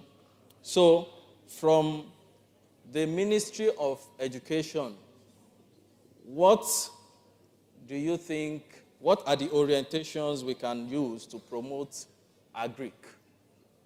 Thank you. I wanted to speak on this earlier, but let me just speak from where I stopped. I said the current government in Lagos State wants to see education driven with technology. And currently in our schools, we have what we call the STEAM Club. What we mean by STEAM is the sciences, the technology, engineering, arts. And when I say art now, it embraces every other subject and mathematics. And it's not just about teaching these subjects. It's about interwoven these subjects, allowing these children to bring out their own creativity and innovation, produce new things, give solutions to current or global challenges. Now, recently, one of our schools, under the water competition, we call it Stockholm Water Competition, they usually encourage them to look at the environment and see what solution they could provide to the water problems. And they looked at a particular area, and they saw that the water from that area is already polluted with petroleum. And they used their innovation and creativity in the STEAM Club to see how they could distill this water with local things. They use moringa, they use the charcoal, they use sand. And at the end of the day, when we tested these two different, products, we find out that the difference is just too much. It's from their ingenuity. The same thing I would want to see with the STEP Club. They are going to be married into the STEAM Club.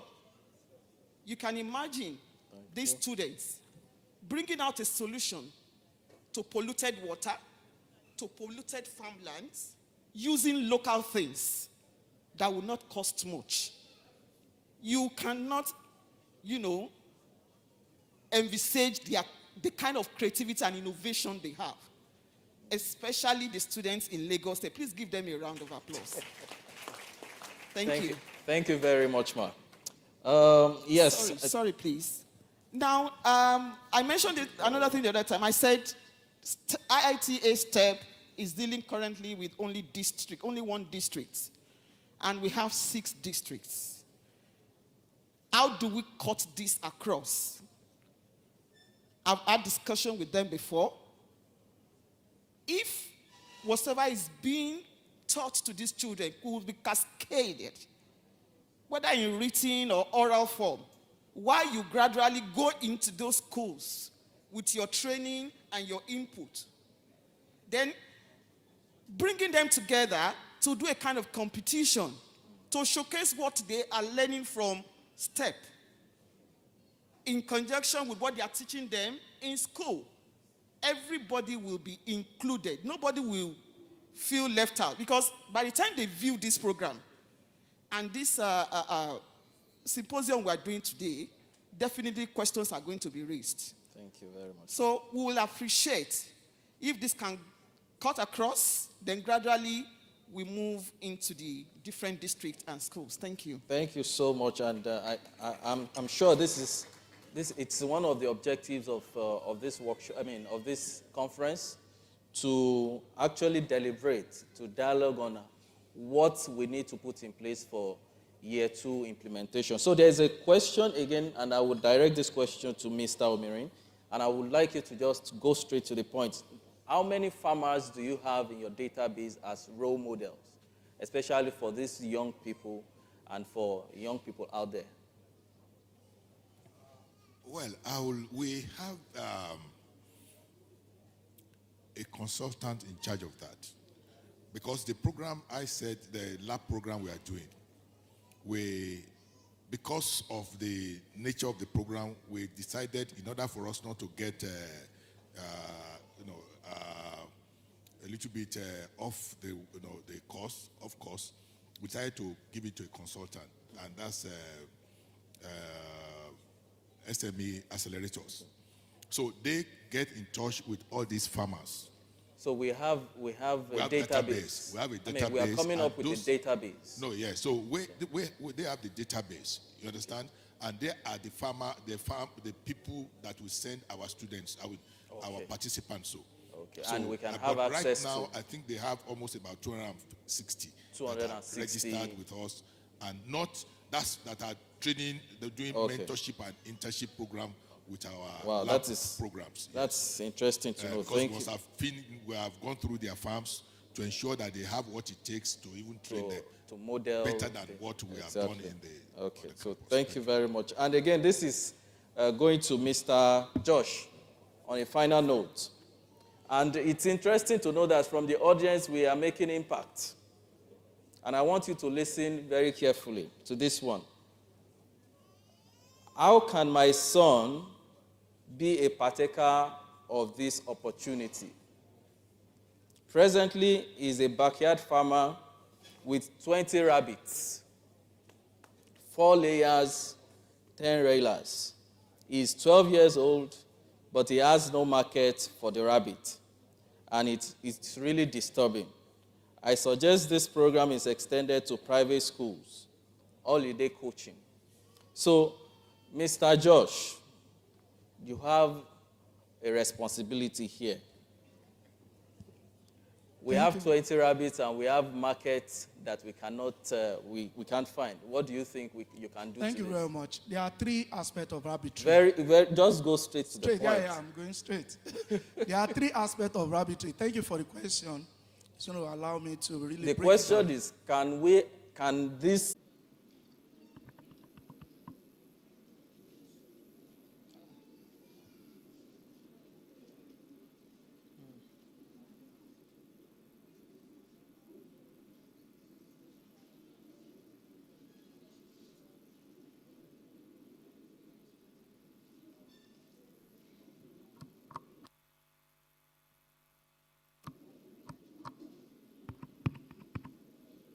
All right, thank you very much. Ladies and gentlemen, put your hands together for Mr. Adefiyoye Adedayo and the STEP team for this powerful plenary session. Okay, at this moment, we will soon be going out for lunch. But before then, I will wish to call on, I wish to seek the presence of Mrs. Adetola Ademosun. She's coming to share briefly some key impact videos. You know, some of our beneficiaries have been doing extremely well. So just for the next 3-4 minutes, for us to see these young people and what they are doing. So while she's doing that, I will also plead with the coordinator of the Young Africa Works Project in Kano State, Mr. Nathaniel Malgui, to get ready for just 1 minute partnership delivery as far as Kano is concerned. What can the people in Lagos do with what you are doing in Kano?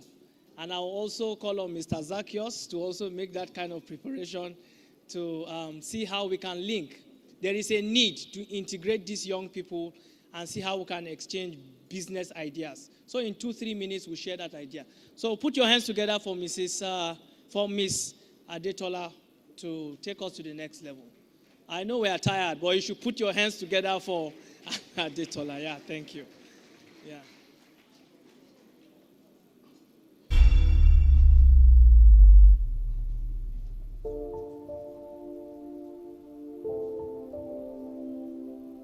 The training has been an eye-opener in the sense that I want to thank everyone for this opportunity. Thank you. Yeah, just wait. Okay. Put your hands together. Put your hands together. It's very exciting. So I just want to ask you a very honest question. So do you think you need a job right now, or you want to just face this squarely? Please be honest with everybody here. Okay, I actually do 2 major things. I do business, and I am also an academia. I wish to also be in the academic line. I am a graduate of animal nutrition and biotechnology, is still under agriculture, so I am proudly a farmer for life. Yeah, put your hands together. Thank you very much, Farmer for Life. And we're going to follow you through this journey. Thank you. To follow next, you put your hands together for the state coordinator of Kano to come and share some business ideas with us. Thank you so much. Good afternoon, everybody. My name is Nathaniel Malgui. I am the Kano State Coordinator. We are having the conference here in Lagos. We've heard what the beneficiaries in Lagos have been involved in, how they are thriving well in their businesses. So also in Kano, we have several youths that participated in the training and are doing very well. They are doing exceptionally well in their businesses. So we need to find a point where we need to synergize what is happening here in Lagos, what is happening in Kaduna, and what is happening in Lagos. What are those areas? We have had somebody stood here and spoke about the opportunity for paddy. While there is vast arable land in Kano, let me say in the north, and many youths are involved in that, then how do you get those that are in need of this paddy with those that are producing? That is where we need to come in. You can stay in your room, in your bed, and connect the producer with the buyer. That is why we tagged ourselves Innovative Youth. We have the agro right here. What are they doing? How many youths can buy a shop on their platform so that you can advertise what you have, link it to the user? If we look at soybean, for example, all of us must have tested something that was made or is being made with oil this morning. And you need averagely 7 to 8 kilograms of soybeans to produce 1 liter of oil. And a hectare average production, you get like 2.5 tons. That is 2,500 kilograms, which will averagely give you just 313 liters. How many liters of oil do we use in Lagos in a day? How many processors do we have? So these are opportunities that we need to bring them together. We need to think outside the box, not in the box. Agriculture, that is what we've been singing. But I want you to turn to your neighbor and tell the person seated close to you, agri is not a culture, but it is a business. Turn now and say, it is agri-business, not agriculture. We are no longer doing it the cultural way, but we are being innovative and bringing in business. So think outside the box. Think of somebody in Kano, what the person is doing that we don't have here in Lagos, but people in Lagos are in their need of it. Create a platform, connect with that person, and you will bring it to the people that are in need of it here, and we will we'll bridge the gap. We have poultry industry here thriving well, but they also need grains to formulate the feed. We need vast arable land to get that grain that will serve as the energy source. Also, those soybeans to serve as the protein source. What are we doing? How do they get it? Who transport it? We need to connect them. There is opportunity. But until we make ourselves available to link these gaps, we will not get the money we are looking for. And also to the financial institutions we've had here, we've explained what we have in store for the youth. But our question always goes, which financial institution is willing to fund our ideas, not our investment? We don't have anything on ground. What we have is idea. Are you willing to partner with us to fund these ideas that will turn into money in the near future?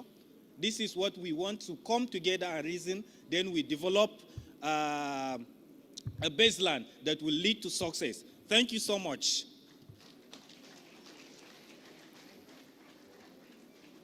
Yeah, put your hands together once again for the state coordinator, Kano, for that powerful insight.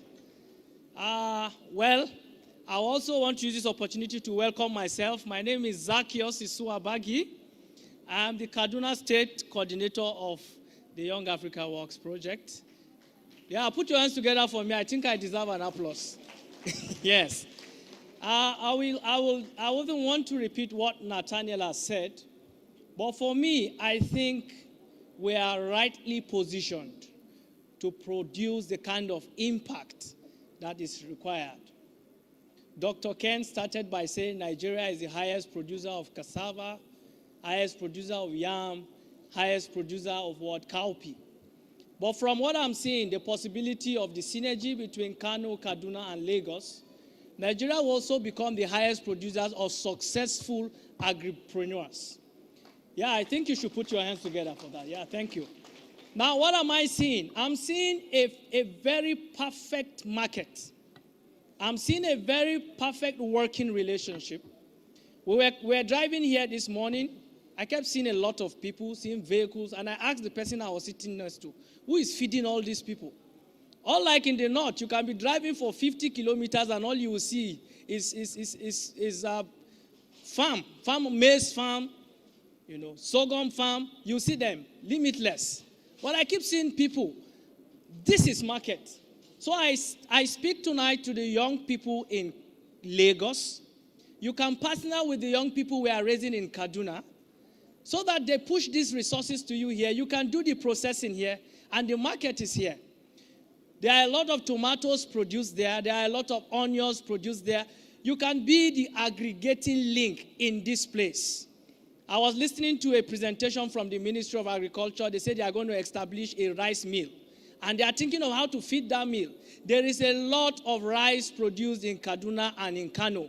You can leverage through this project.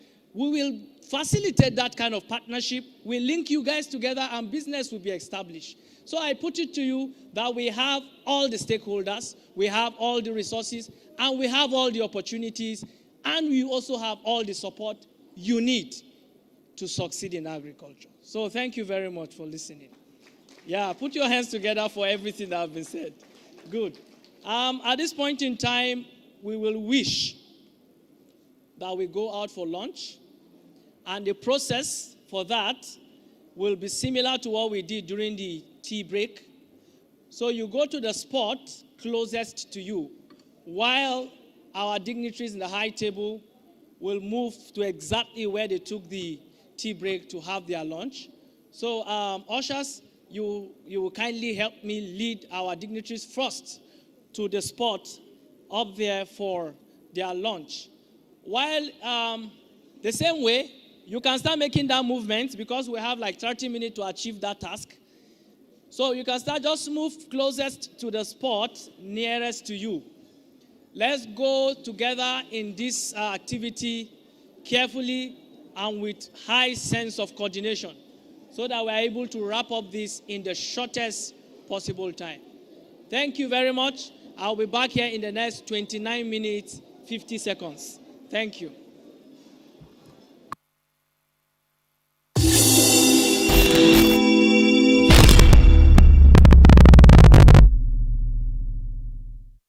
My name is Oshobo Benjamin Obisri.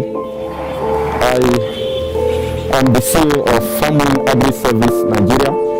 I studied economics in Federal University December.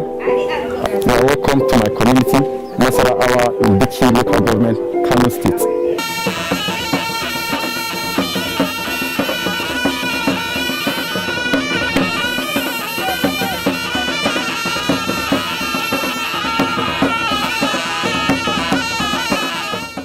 So in farming, what I do is I do commodity trade such as cereals and sorghums and all that, agricultural commodity to be precise.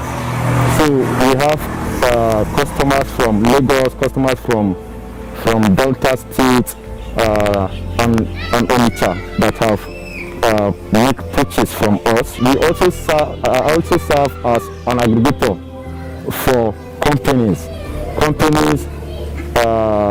that want tomato, a large quantity, also off-takers that want some crops, tomato, onion, maize for making of cornflakes and the others in large quantity. These companies don't have access to farmers, but farming, we have access to farmers. We have network of farmers all over Kano State. For me to really begin as a company, it began with the project that is the Young African Work IIT project, where we were told about the importance of having a business registered. There was a section that talked about life skill and all that. The person that came motivated us so much, setting goals and all that.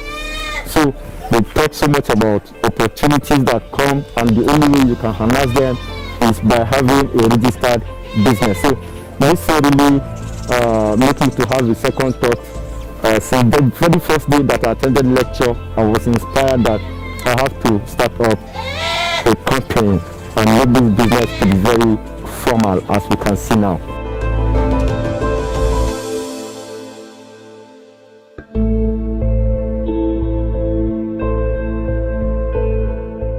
The way we go about it is we kind of crowdfund.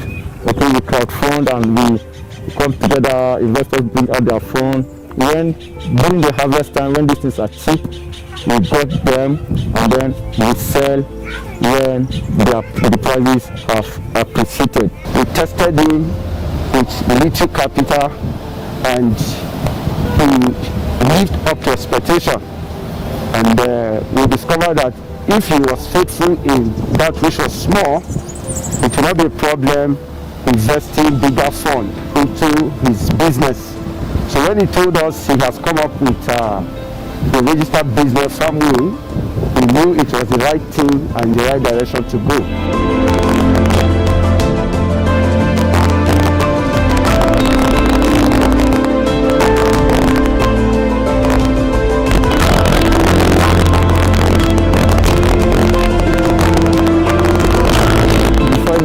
Come in and we admit such person to be an investor with farming, we actually drafted a document that I called investment agreement.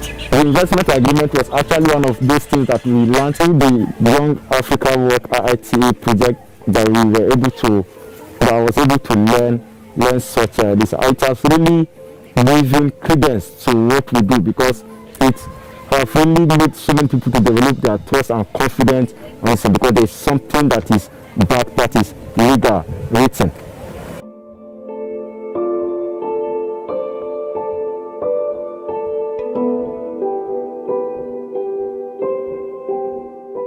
Gaskiya ina mai jin daɗi matuƙa musamman da famin suka zo suna siyan kayanmu na noma.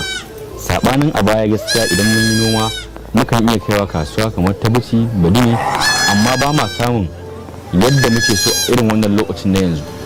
An zo famin ta zo ta shiga cikin harkar noma musamman albasa, na noma albasa sun siya, na ji daɗi kuma sun ba da farashi fiye da ma yadda kasuwa take sayarwa.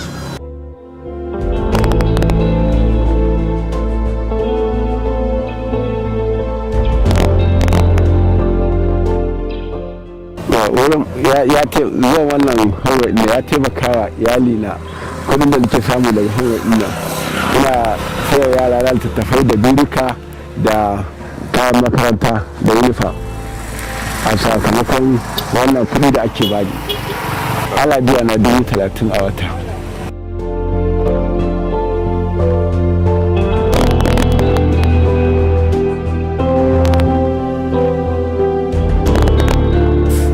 The good thing continues. Let it not stop because already I think I happen to be the second cohort and we am already having this story to tell concerning how it has impacted me. So I'm encouraging that it should be a project that will continue. Indeed, young Africans will work.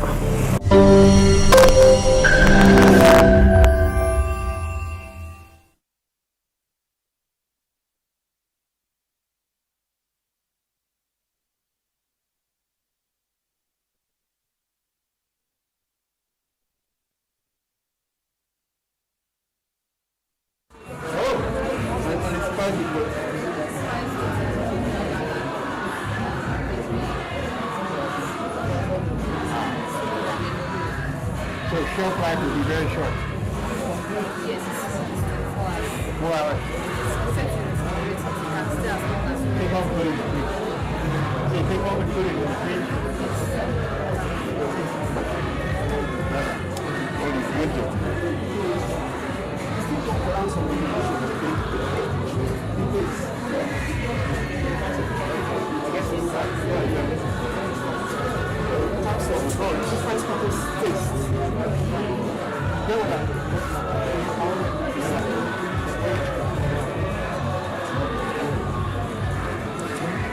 So what do you come into the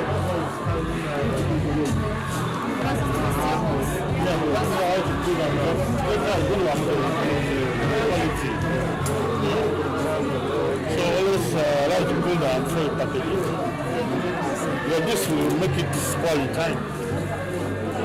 Thank you, sir. Wow.